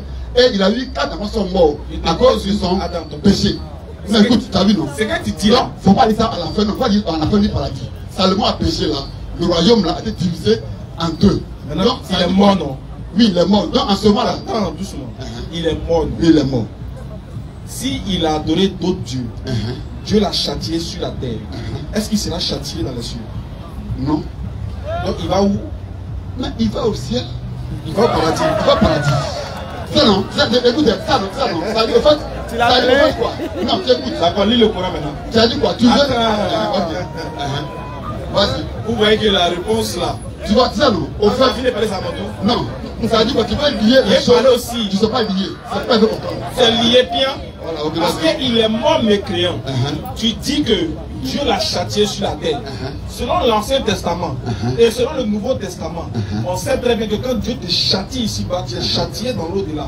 Et pourquoi? Parce que lui, en fait que la Bible te précise que Dieu lui a apparu 2 fois. Malgré que Dieu lui a plus la vue Dieu. D'après vous, quand on veut prendre si on veut comprendre de manière littéraire, Dieu lui a vu Dieu. Ou du moins Dieu l'a apparu. C'est révélé à lui sous plusieurs formes. 2 fois. Mais lui là, malgré ça, il est allé pécher. C'est ça, non? Oui. Très bien. Un tel homme, est-ce qu'il va aller au paradis quand il va mourir là? Tu dis oui. Si c'est le Nouveau Testament. Attends, il est bien, maintenant ça monte tout. Tu vois? Si c'est le Nouveau Testament, je dis non. Tu vas pas au paradis. Voilà, c'est le Nouveau Testament. Voilà. Mais c'est ce que vous ne comprenez pas. Mais monsieur, il me fait bugger. C'est ce que vous ne comprenez pas. Attends, Salomon, il est mort. Dieu l'a châtié sur la terre. Est-ce qu'il sera châtié dans les cieux? Non, non. Je vous le dis. Par exemple, prends la question de la terre, prends la Jésus 17. Prends la Jésus 17. Et de quoi Jésus 17? Non, c'est bon, il ne faut pas enchaîner le sujet. Tu as parlé de Salomon. Toi-même, la question qui était posée là, la réponse là, c'est en fonction de ça qu'il va te donner le verset du Coran. Ok, vas-y, donc vas-y. Tu venais de donner raison au Coran. Parce que tu dis, il est châtié ici-bas, mais il n'est pas châtié dans l'au-delà. Ce qui veut dire qu'en d'autres termes, lui là, il est sauvé. N'est-ce pas? Maintenant, nous, qui avons reçu l'histoire, on va voir entre les deux faits. On va demander aux gens de choisir qu'est-ce qui va dans la norme. Parce que pour vous, un adorateur de Dieu quelqu'un que Dieu a choisi, à qui Dieu a opéré des miracles au travers de lui. Dieu même lui a apparu 2 fois. Vous dites que malgré ça, il allait adorer d'autres dieux, il les a servis, il a même des représentations pour ses femmes. Donc cet homme-là, vous voulez nous faire croire qu'après sa mort, il sera sauvé. C'est faux. S'il est mort mécréant, il a invité les gens à adorer d'autres dieux. Lui-même, il a adoré d'autres dieux. Dieu dit, il meurt et il n'est pas sauvé. Maintenant que la version du Coran vient, tu changes de bouche. Qu'est-ce que la version coranique dit? Sur 202. Oui. Et suivre ce que les diables racontent contre le règne de Suleiman. Dieu dit tout ce qui dit que Suleiman est mort mécréant, c'est les diables. Dieu dit ceux qui disent qu'il est mort avec, il a fait des choses. Il dit que c'est des diables. Ceux qui racontent des choses sur son règne là, c'est des diables, c'est des démons qui font ça. Vas-y. Alors que Suleiman n'a jamais été mécréant. Mais comment il va être mécréant alors que Dieu lui a apparu 2 fois? Comment il va être mécréant alors que Dieu lui a soumis toutes choses? Il dit comment? Il dit, il y a des gens qui n'ont jamais vu Dieu, ils ne sont pas morts mécréants. Il y a des gens, Dieu ne les a jamais apparus, ils ne sont pas morts mécréants. À plus forte raison, Salomon, roi et prophète. Depuis quand tu vois un prophète choisi de Dieu, moué par Dieu, mourir dans la mécréance, depuis quand? Depuis quand? Maintenant on demande aux gens, entre la version coranique et la version biblique selon eux là, laquelle est plus cohérente? Le Coran. C'est le Coran qui est cohérent. Toi-même tu dis bien non, on le châtie ici, mais il va au paradis. Aïe, mais s'il va au paradis, c'est qu'il n'est pas mort mécréant. S'il va au paradis, c'est qu'il n'est pas mort mécréant. Parce que selon la Bible, aucun pécheur n'ira au paradis. Tu es d'accord avec moi? Aucun impudique, aucun idolâtre n'ira au paradis. Selon le Nouveau Testament. Alors, si aucun impudique, aucun idolâtre ira au paradis, pourquoi tu as fait l'exception à Salomon? S'il est mort selon toi dans l'idolâtrie. Donc s'il est mort dans l'idolâtrie, c'est qu'il est parti en enfer sans embouteillage. Mais tu sais que tu ne peux pas dire ça. Parce que si tu dis Dieu va te maudire ce soir-là. Donc tu cherches des opportunités. Voilà. Voilà. Donc on peut passer à une autre question. Évoluons maintenant. Je viens. Prends-moi Genèse 17, verset 1. Genèse 17, verset 1. Vas-y. Merci Capi. Lorsqu'Abraham fut âgé de 80 ans. Pardon, tu écoutes bien, pardon, dis-moi. J'écoute le passage. Vas-y. Lorsque Abraham fut âgé de 99 ans, l'Éternel apparut à Abraham et lui dit, je suis le Dieu Tout-Puissant, marche devant ma face et sois intègre. Sois là, gars. Nous connaissons Abraham. Chez nous, on dit Adam est le père de la foi. Nous sommes dans Genèse 17. Abraham a 99 ans. Dieu s'est dit, Abraham, je suis le Dieu Tout-Puissant. Marche devant ma face et sois intègre. Quand tu dis à quelqu'un que marche devant ma face et sois intègre, la personne sait qu'il est comme, que ça marche. Mais je ne sais pas la question comment ça marche. Ça quoi à voir? Non, je ne sais pas la question. Qu'est-ce que ça marche? Ça n'a rien à voir. Non, je ne sais pas la question. Qu'est-ce que ça marche? Qu'est-ce que ça marche, ça veut dire quoi? Tu vois, non? C'est comme vous comprenez. Ça veut dire que même Abraham, là, Dieu lui a dit que. Donc, attends. Quand Dieu lui disait ça, Dieu me dit qu'il était mécréant. C'est ça? C'est que de mécréant. Ça veut dire que c'est des erreurs dans la marche avec Dieu que Dieu révèle. Les erreurs que les gens font dans la marche que Dieu révèle. Il dit Abraham, sois intègre. C'est-à-dire qu'il n'est pas intègre. Il dit quoi? Il dit quoi? Non, écoute, ça dit quoi? Ça dit quoi? Dieu ramène Abraham sur la bonne voie. D'accord. Quand Dieu dit, d'accord. Attends. Parce que Dieu a dit à Abraham, parce que Dieu a dit à Abraham, Abraham marche devant ma face et sois intègre. Cela veut dire qu'il n'était pas intègre. Très bien. Maintenant quand Dieu dit que Dieu soit loué, ça veut dire qu'il n'était pas loué.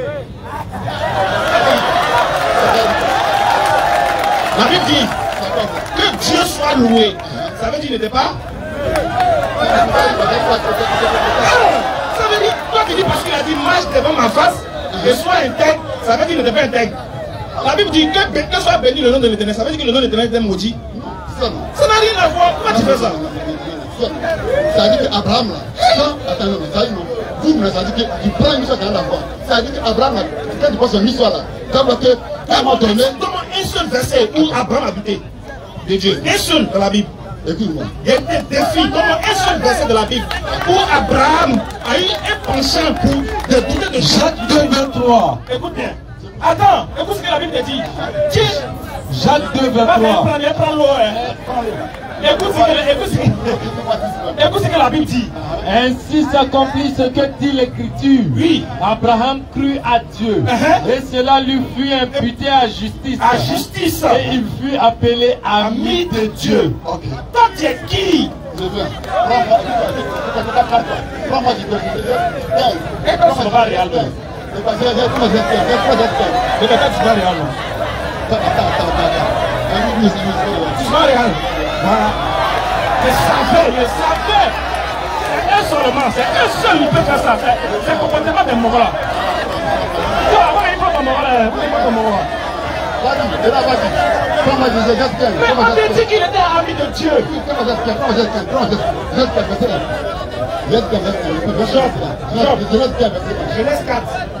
Genèse 15 premier. Après ces événements, la parole de l'Éternel fut adressée à Abraham dans une vision. Et il dit, Abraham, ne crains point, je suis ton bouclier et ta récompense sera très grande. Stop. Il dit quoi? Abraham Ne crains rien.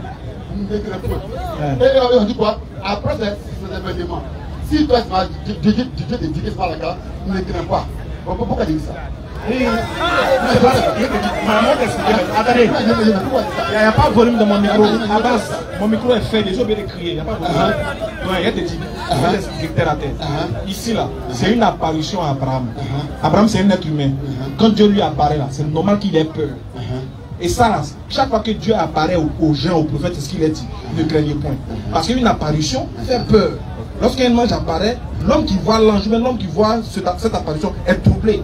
Même quand Moïse allait à la montagne, qu'il a vu le feu en train de brûler, il s'est troublé. Dieu dit, mais pas pour. Calme-toi, quand tu te trouves dans la vallée de Siwa. C'est comme ça que Dieu fait. Ça ne veut pas dire que le gars là, il ne croit pas en Dieu, mais non. C'est le fait de voir l'apparition qui l'effraie. Donc Dieu le rassure pour lui dire que c'est moi ici là. Calme-toi, ne crains rien, je suis ton bouclier. Ça n'a rien à voir avec le fait. Et puis une crainte, c'est un humain. Il peut craindre, mais ça n'a rien à voir avec sa foi. Il peut craindre peut-être pour sa vie, mais pas pour sa foi. Il peut craindre pour un événement, mais pas pour sa foi. Okay. Tu comprends, non? Voilà. Abraham répondit, Seigneur éternel. Comme il a dit, pourquoi il dit Seigneur éternel? Abraham répondit, Seigneur éternel, que me donneras-tu? Je m'en vais sans enfant. Et l'héritier de ma maison, c'est Eliezer de Damas. Oui. Et Abraham dit, voici, tu ne m'as pas donné de postérité. Il s'agit de quoi ici? De sa vie, non? Est-ce que c'est de sa foi? Ah non! Ici il s'inquiète parce qu'il est vieux, il est en train de mourir, il s'en va, il n'a pas d'enfant. Tu vois, il n'a pas d'enfant. Il est vieux, il est en train de mourir, il n'a pas d'enfant, il n'a pas de descendance. Quelqu'un qui va perpétuer sa renommée derrière. Mais il dit à Dieu, ah voilà, je suis vieux. Il m'en fait, tu ne m'as pas laissé de postérité. Oh, le seul garçon qui est dans ma maison là, c'est mon serviteur qui est là. Donc je ne sais pas comment il a fait, il n'y a pas de descendance. Tu vois. Maintenant Dieu dit, toi tu dis que non, parce que Dieu lui a dit ne crains rien, ça veut dire qu'il avait une crainte par rapport à quoi? Est-ce que c'est à sa foi, ou même s'il avait une crainte par rapport à son physique, ou même par rapport à un événement? Il est vieux, il meurt, il sait qu'il va mourir bientôt, il veut un héritier. Donc il demande ça à Dieu. Ça a quoi à voir? Voilà, ok, j'ai bien. Quand tu passes là, quand on va au verset, Abraham il n'a pas quoi? Il n'a pas quoi? Quand on va au 7, il n'a pas quoi? Abraham a pris quoi? Agar pour faire enfant. Il n'a pas pris. C'est quoi? Agar n'a pas pris. Et Abraham n'a pas pris Agar comme femme. Comme ça. Non. C'est sa femme. Voilà. Prends. Voilà. Ma servante là. Voilà. Pour faire enfant. Non, pourquoi? Non. Pour faire enfant avec elle. C'est pas ce qu'elle a dit aussi. On va lire. Oui, Sarah, femme d'Abraham. Je lui avais point donné d'enfant. Elle n'a pas donné d'enfant, oui. Elle avait une servante égyptienne nommée Agar. Elle avait une servante égyptienne nommée Agar. Et Sarah dit à Abraham, voici, l'Éternel m'a rendu stérile. Dieu m'a rendu stérile. Viens. Je te prie. Vers ma servante. Oui. Peut-être aurais-je par elle des enfants. Continue. Abraham écouta la voix de Sarai. Alors Sarai, oui, femme d'Abraham, prit Agar, l'Égyptienne, sa servante, et la donna pour femme à Abraham. Il a donné pourquoi? C'était quoi? Femme Abraham. Donc il y a eu mariage, non? Là, ne dis pas. Ne dis pas. Ta femme, toi ta femme à la maison là, elle fait pas enfant. Comme elle fait pas enfant là, elle dit bon mon mari, qu'est-ce qu'on va faire? On est des croyants. Dieu n'aime pas la fornication. Il interdit tout rapport au mariage. Donc comme elle ne peut pas faire enfant, qu'est-ce qu'on va faire? Elle peut prendre la servante là, elle de la donner pour femme. Ça veut dire j'établis un mariage entre vous deux. C'est légal devant Dieu et devant les hommes. Voilà. Vrai ou faux? Ça dit quoi? Ça dit quoi? C'est la vérité. Ça dit quoi? C'est la vérité, non? Ça n'a pas de discuter. Ça dit quoi? Quand tu prends ta fille, ta servante à ton mari, parce que d'abord, c'est légal. Ça a ton rapport. C'est légal. Donc c'est ta femme? Alors, donc, ça veut dire que c'est alors, c'est pourquoi Dieu dit à Abraham, c'est quoi? Si ce que tu as fait là, c'est pas moi qui dis ça. Hein? C'est ta femme. Écoute. Faut répéter. Ça dit quoi? Ce que tu as fait, oui, avec Agar, ça ne vient pas de moi. C'est écrit où? Tu as écouté. Ça dit quoi? Quand il dit Abraham, sois intègre. Ça dit ça c'est Genèse 15. Ça on est Genèse 16 là-bas. Ça dit quoi? Ce sont les événements. Ça dit pas Agar, pas un Égypte. Même il a même dit sa femme là, c'est sa soeur. Puis que si on sait sa femme, il va le tuer par sa femme. Donc ça même Abraham a grandi même sa femme. Après la femme qui te l'a dit là. Non, je viens. Ça dit quoi? Tous ces événements là. Et quoi, ce sont des erreurs dans la marche avec Dieu. Que Dieu révèle. C'est le cas d'Abraham, le cas de David et le cas de Salomon. Il a fait des erreurs dans sa marche et Dieu a divisé le royaume en deux. Donc il dit pas non, c'est l'enfer, c'est pas l'enfer. Parce que eux là, c'est pas l'enfer qui parle. Dieu parle des erreurs dans la marche avec lui. C'est-à-dire le péché. D'accord, mais le problème c'est que tu ne contredis pas ce que le Coran dit. Le Coran dit que Abraham et que Salomon n'est pas mort mécréant. Toi tu dis quoi? Salomon est mort avec dans la tribu. Donc Salomon est mort mécréant. C'est ce que dit la Bible. Donc d'accord. C'est ce que dit or. D'accord, donc attends. Salomon est mort mécréant. On est d'accord?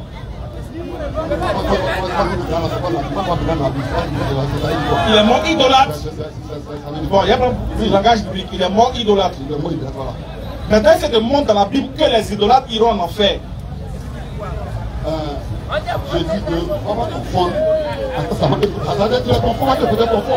Ça t'oublie qu'on parle du paradis à le Nouveau Testament. Là, c'est pas du paradis. Donc, dans l'Ancien Testament, le paradis n'existait pas. C'est voilà. Parce que là, ça dit que c'est la terre. Dieu dit voici, tu m'obéis, voici la promesse. Ça dit que c'est une promesse terrestre sur la terre.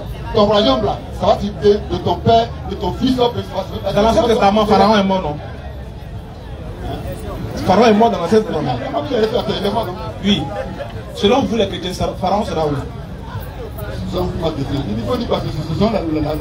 Oui, selon la Bible, Pharaon sera où? Quand c'est comme ça, tu commences à même marmailler comme ça. Pharaon qui est mort là, il a où? Selon la Bible. Il n'est pas juif.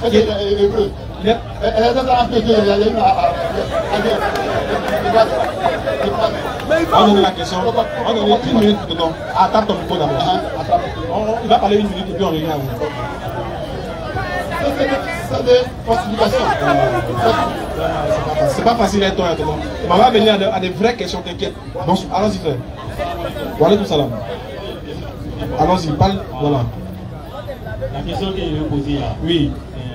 Vraiment que les femmes expliquent beaucoup. Ça concerne les femmes quoi. Oui. Par rapport au mariage. Oui. Islamique. Une sœur, à la fin de son mariage, elle voit ses menstrues. Elle voit ses menstrues. Oui. Est-ce que c'est possible qu'on célèbre le mariage à la mosquée ou soit on annule le mariage? Bon. Par rapport au Coran. C'est une question de. Oui, c'est une question de jurisprudence. Tu comprends? C'est une question de jurisprudence en ce qui concerne l'acceptation de la femme dans la mosquée ayant sa menstruation le jour de son mariage. il y a combien de mosquées à Ouassakara? Il y en a beaucoup. Il y a des dirigés vers un imam. Voilà, la BDRM a des imams. Il y a des dirigés vers un. Il va t'établir sur. Il va te donner le point sur cette question de jurisprudence qui concerne ce cas de mariage là, bien précis. T'inquiète, tu auras ta réponse, Inch'Allah, avec un imam adéquat, parce que eux, c'est leur spécialité sur ce domaine de jurisprudence. Tonton, on revient. Attends, moi, il y a une question maintenant. Vrai. Question qui dit même. Vrai même. Très bien. Je veux savoir, hein, est-ce que parce que quelque chose est passé, quelque chose est ancien, que la chose est forcément vraie, selon la Bible? Non. Faut parler d'un micro, faut parler d'un micro. Non, parce que ça non. J'ai pas de fait historique. C'est-à-dire que Salomon, ça a vu les choses Salomon, c'est bon. La Salomon, là, tu n'as pas pu parler de ça. Tu dis qu'il va mourir. Tu ne sais pas s'il va aller au paradis ou pas. Tu ne sais pas. Il va au paradis. Il n'est pas dans le paradis. J'ai dit maintenant, est-ce que parce qu'une chose est ancienne qu'elle est fausse ou bien elle est vraie? Ça dépend de la chose. Ça dépend de quoi il s'agit. Très bien. La Torah est venue avant l'évangile, non? Oui. On est d'accord. Les Juifs du temps de Jésus croyaient à la Torah, non? Oui. Ils ne croyaient pas en Jésus. Or, Jésus était nouveau, non? Les dits de Jésus, là, est-ce qu'eux, ils croyaient, non? Oui. Maintenant, je veux savoir. Le fait qu'ils n'ont pas cru en Jésus parce qu'il est une nouvelle chose qui est contraire avec ce qu'ils avaient reçu, là, est-ce qu'ils étaient dans la vérité pour autant? Sachant bien que toi, tu dis, comme le Coran est venu après la Bible, ça d'après toi, donc ce que le Coran dit peut pas être vrai par rapport à la Bible. Moi, je te demande maintenant. Ce que les Juifs pensaient de la Torah, connaissaient de la Torah avant la venue de Jésus, là, c'était vrai, non? Quand Jésus est venu leur parler de l'évangile, là, ils ont refusé de croire parce que c'est nouveau pour eux, non? Je te demande, est-ce que leur position était légitime? Oui, c'est légitime. Est-ce que c'est vrai? Ils ont donné la bonne position? Oui, ils ont la bonne position. De ne pas croire en Jésus.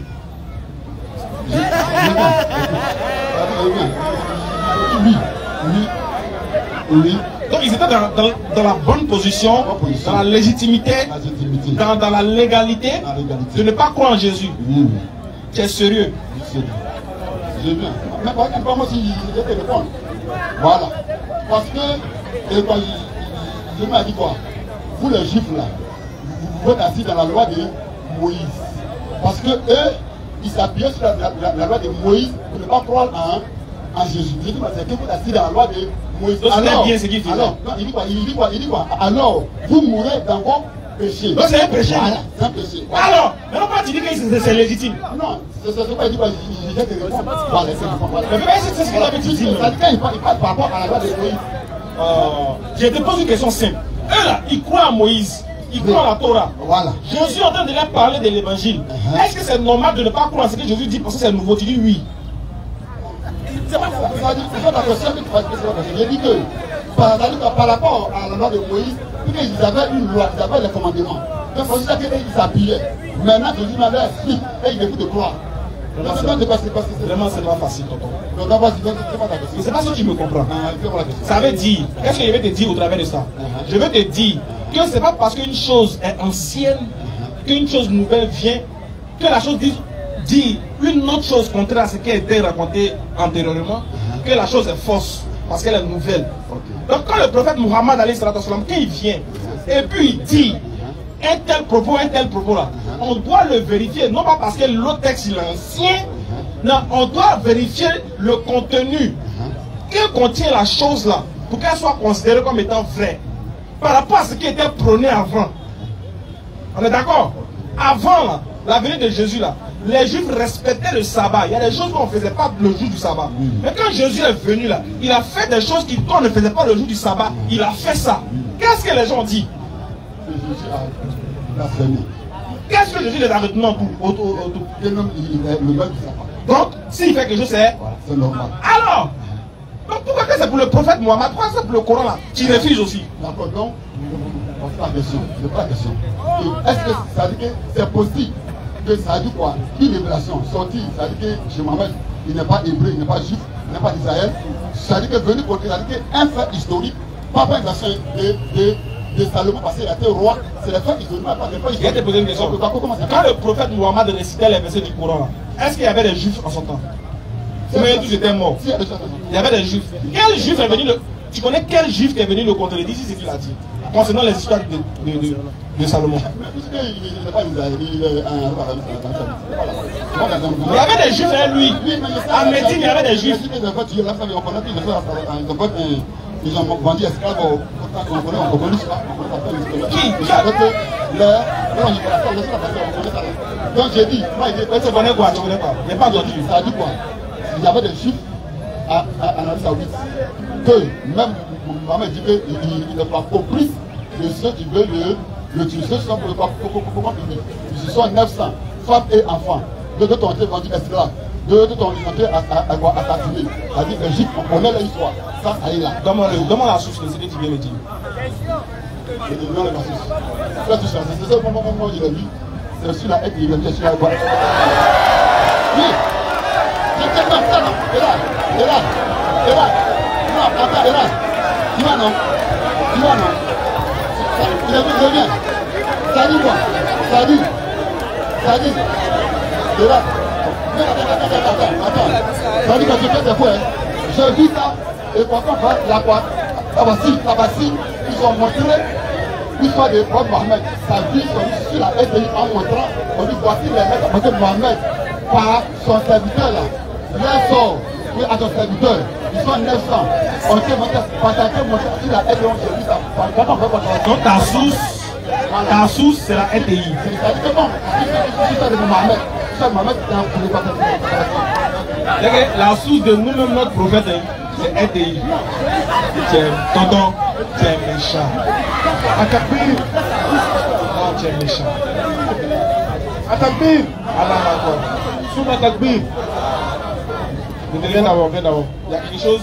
Attends, viens une minute. En réalité, il y a un frère, on appelle Madou Chrétien, qu'on demande à faire.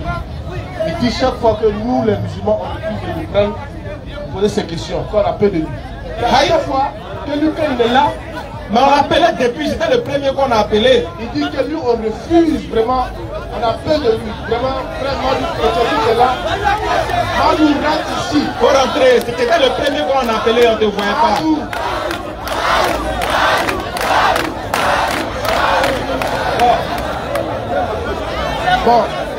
Bon, les frères musulmans, si vous le voyez après là, si tout va faire débat, vous dites que non. La dernière le cherche. On ne fait plus débat, oui, on attend. Voilà, ok, merci. Moi, je parle là. Mais c'est qui ce Madou là? C'est ma question. J'ai dit, comment expliquer clairement comment je t'explique, il fait une phrase même. Pour t'expliquer, il n'y a pas besoin de faire un long discours. Je te dis, ce qui rend authentique les récits du Coran, et puis d'ailleurs, ce que le Coran raconte n'a rien à voir avec ce que la Bible raconte. Il y a des histoires que le Coran raconte dont la Bible n'a aucune connaissance. Voilà, il y a des histoires qui sont dans le Coran, la Bible n'en parle même pas. Il y a des choses qui sont dans le Coran, des réponses qui sont dans le Coran que la Bible n'a même pas. Ça pour être en toute humilité, je le dis en toute humilité. Voilà. Donc, il y a les récits des prophètes que tu entends dans le Coran n'ont rien à voir avec ce qui est dans la Bible. Ça n'a rien à voir. Quand tu apprends du premier verset, ça parce que tu entends le nom Joseph, que tu as pensé que c'est le même récit qu'elle a raconté. Souvent, ça n'a rien à voir. Souvent, il y a des faits qui sont coraniques, qui ne sont pas bibliques. Tu comprends? Donc, le Coran ne s'est pas appuyé sur un récit passé pour le rendre authentique. Le Coran s'est appuyé sur la révélation divine. Parce que Dieu, bon, on va dire, c'est la révélation de Dieu directement à son prophète de ce qui est vrai qu'il a dit. Donc, le Coran, là, il ne se base pas, écoute bien, il ne prend pas son appui sur la Bible. Non. D'accord. Voilà, il faut répondre de manière claire. Moi, c'est comment bien ça dit quoi? Le Salomon de la Bible, c'est pas c'est dans le Coran. Ah, voilà, si tu veux, tu prends ça comme ça. Oui, en tout cas, le Salomon du Coran, là, lui, il n'est pas mort mécréant. Le Salomon de la Bible, lui, il est mort mécréant. C'est pas la même chose. Voilà, c'est pas le même. Voilà, t'as compris, non? Par exemple, pour vous, là, le Jésus de la Bible, là, selon vous, hein, le Jésus que vous appelez, lui que vous appelez Jésus, là. Non, c'est pas dans le Coran. Par exemple, pour vous, là, le nom Jésus, là, on vous pose la question. Quand l'ange est venu parler à Marie, il ne parlait pas français, n'est-ce pas? On est d'accord, non? L'ange, il ne parlait pas français. L'ange, là, quel est le nom qu'il a donné à Marie? Donc, c'est ça question là. Donc, pourquoi tu connais là? Pourquoi tu connais? Parce que moi, je parle français, il parle le français. J'ai vu la Bible en français. Donc c'est juste qu'on a dit moi, non, toi tu dis bien, toi tu m'as répondu que Marie n'était pas française, non? Oui, mais ça elle est hébreu. Donc puisque mon maman ne parlait pas l'hébreu, quand tu es hébreu là. Non, donc pourquoi tu es d'accord? Tu sais très bien que Jésus là, c'est pas en hébreu. Alors que tu sais très bien que fais la translittération d'un nom. Un nom par lequel vous devez être sauvé. Parce qu'on dit qu'il n'y a aucun nom par lequel vous devez être sauvé. Un nom par lequel vous devez être sauvé a été traduit et ça a donné un autre sens. Et vous dites que c'est par ce nom-là que vous êtes sauvé. C'est pas moi qui dois te donner. Hein. C'est toi maintenant, quand il vient de te parler, tu dois t'asseoir et tu dis, ah, ce qu'Ismaël a dit, c'est pertinent. Hein. Parce que l'ange n'a pas parlé français. Si on est d'accord que l'ange n'a pas parlé français, il a donné un nom à la dame. Et normalement, c'est sur ce nom-là qu'on doit s'appuyer pour faire nos miracles. Parce que si on a donné un autre sens au nom, ou bien on a transféré le nom et que ça a donné Jésus, alors que c'est pas ça que l'ange a dit, posons-nous la question, c'est Jésus qu'on emploie, ça vient d'où? Qui nous a inspiré à ce qu'on appelle ça Jésus? Donc vous devez chercher à savoir ça d'abord. Bon, ça c'est pas moi, c'est toi qui dois faire ça. C'est quand ça dit que la Bible contredit cela, ça se contredit que je cherche. Mais la Bible ne dit rien. Comment dis-moi, je sais pas. Écoute, il t'explique. Regarde, il t'explique là d'abord. Selon vous là, Marie parlait l'hébreu. Et que le nom donné en hébreu c'est Yeshua. Alors que Yeshua là, dans Esdras là, il y a un autre qui s'appelait Yeshua avant la venue de l'ange à Marie. Quand on fait la translation en français là, ça donne Josué. Donc normalement, Yeshua là, si tu veux faire donner sa version française, si on veut aller dans votre sens là, ça doit donner Josué. Comment vous avez fait pour devenir Jésus?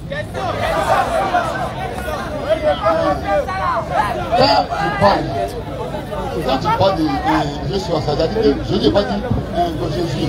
Ça n'a pas dit Jésus. C'est pas le sens. Donc ça dit que la Bible que moi j'ai, la Bible en parle. Donc quand tu parles de vous expliquer, dis-moi voilà parce que la vérité. Il n'y a pas quelqu'un d'autre. En fait, il t'a expliqué. Dis-moi la vérité. Tu peux déjà expliquer, t'expliques.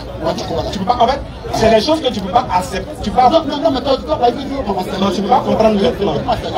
Ah non, tu peux pas comprendre maintenant. Parce qu'il t'explique. Et donc, ces peuples n'arrivent pas à comprendre. Il te dit, le nom à l'origine c'est Yeshua. On est d'accord, non? Oh, Yeshua là, il n'y a pas ça dans l'Ancien Testament. Quand on t'a dit Yeshua là, dans l'Ancien Testament là, ça donne Josué. Comment de Josué là, comment de Yeshua qui donne Josué, c'est devenu Yeshua qui donne Jésus? Ok, je viens. C'est ça, non? Moi, je suis là. Il n'y a pas de problème. C'est bon. Mais dis-moi, dis-moi, donc il y a beaucoup de Jésus, non? Il y a 3 Jésus, non? Les trois Jésus s'appelaient comment? Yeshua. Non, il y a pas le bas Jésus. Je sais qu'il y a un qui s'appelle Bas Jésus. Comment tu l'appelles en hébreu? Voilà. Donc tu vois, donc tu veux Bas Jésus, là, tu l'appelles comment en hébreu? Voilà. Je veux dire quelque chose que tu ne sais pas. Tu vas pas me dire que c'est voilà. Dis-moi que tu connais. C'est bon, on va prendre quelqu'un d'autre.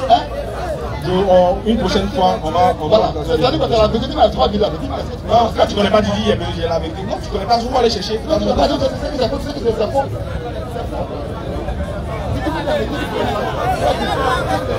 Une prochaine fois, merci, en tout cas, merci d'être passé. On aura un autre genre plus, on sera plus sur Salomon, hein. On va aller sur le salut. Non, pas sur Jésus, on va sur Mohamed. Non, on laisse Jésus, Mohamed. Tu veux? Ok. Jeudi prochain, Inch'Allah. Salam alaikum. Voilà le salam. Je vais poser une question. Rapidement.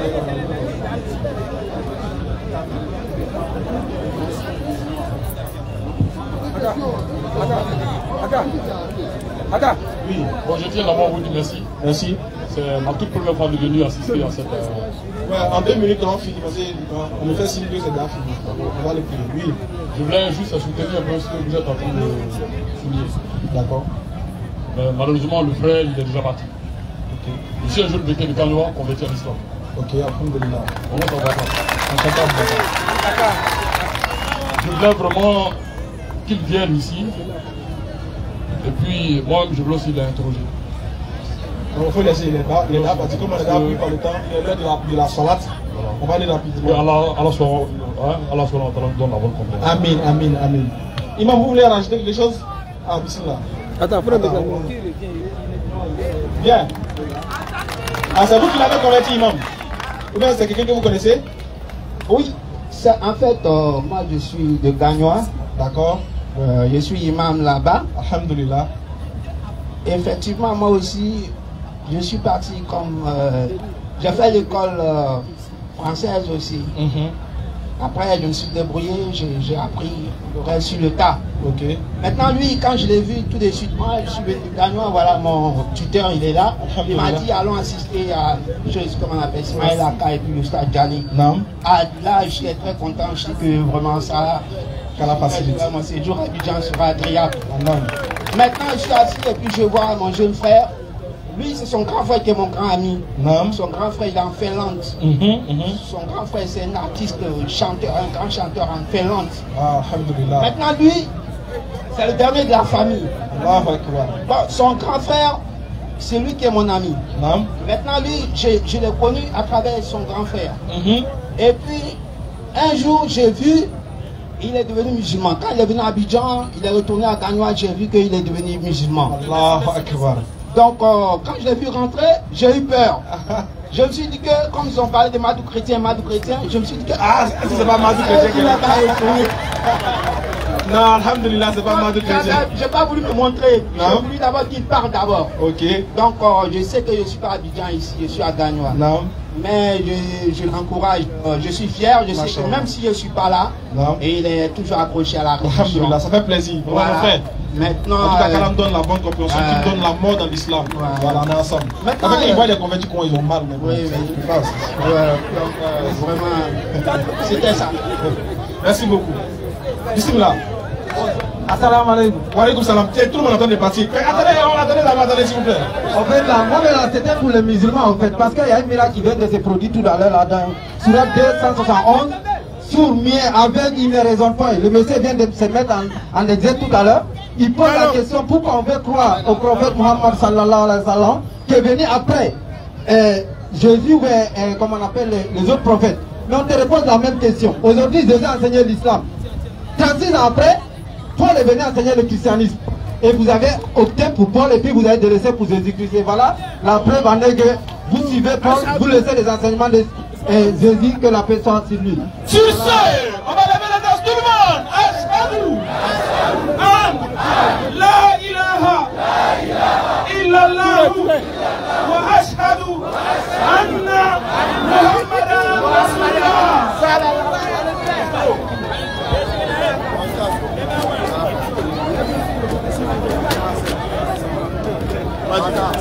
Moi, montrer un peu. Moi, quand même. Ah bah, merci de le bleu, hein. Je sais pas.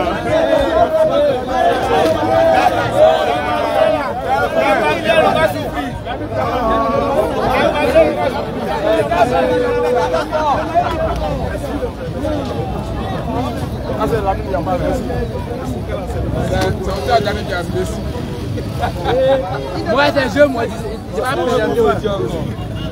Merci, on est ensemble. Alors, merci beaucoup, mon frère. Merci.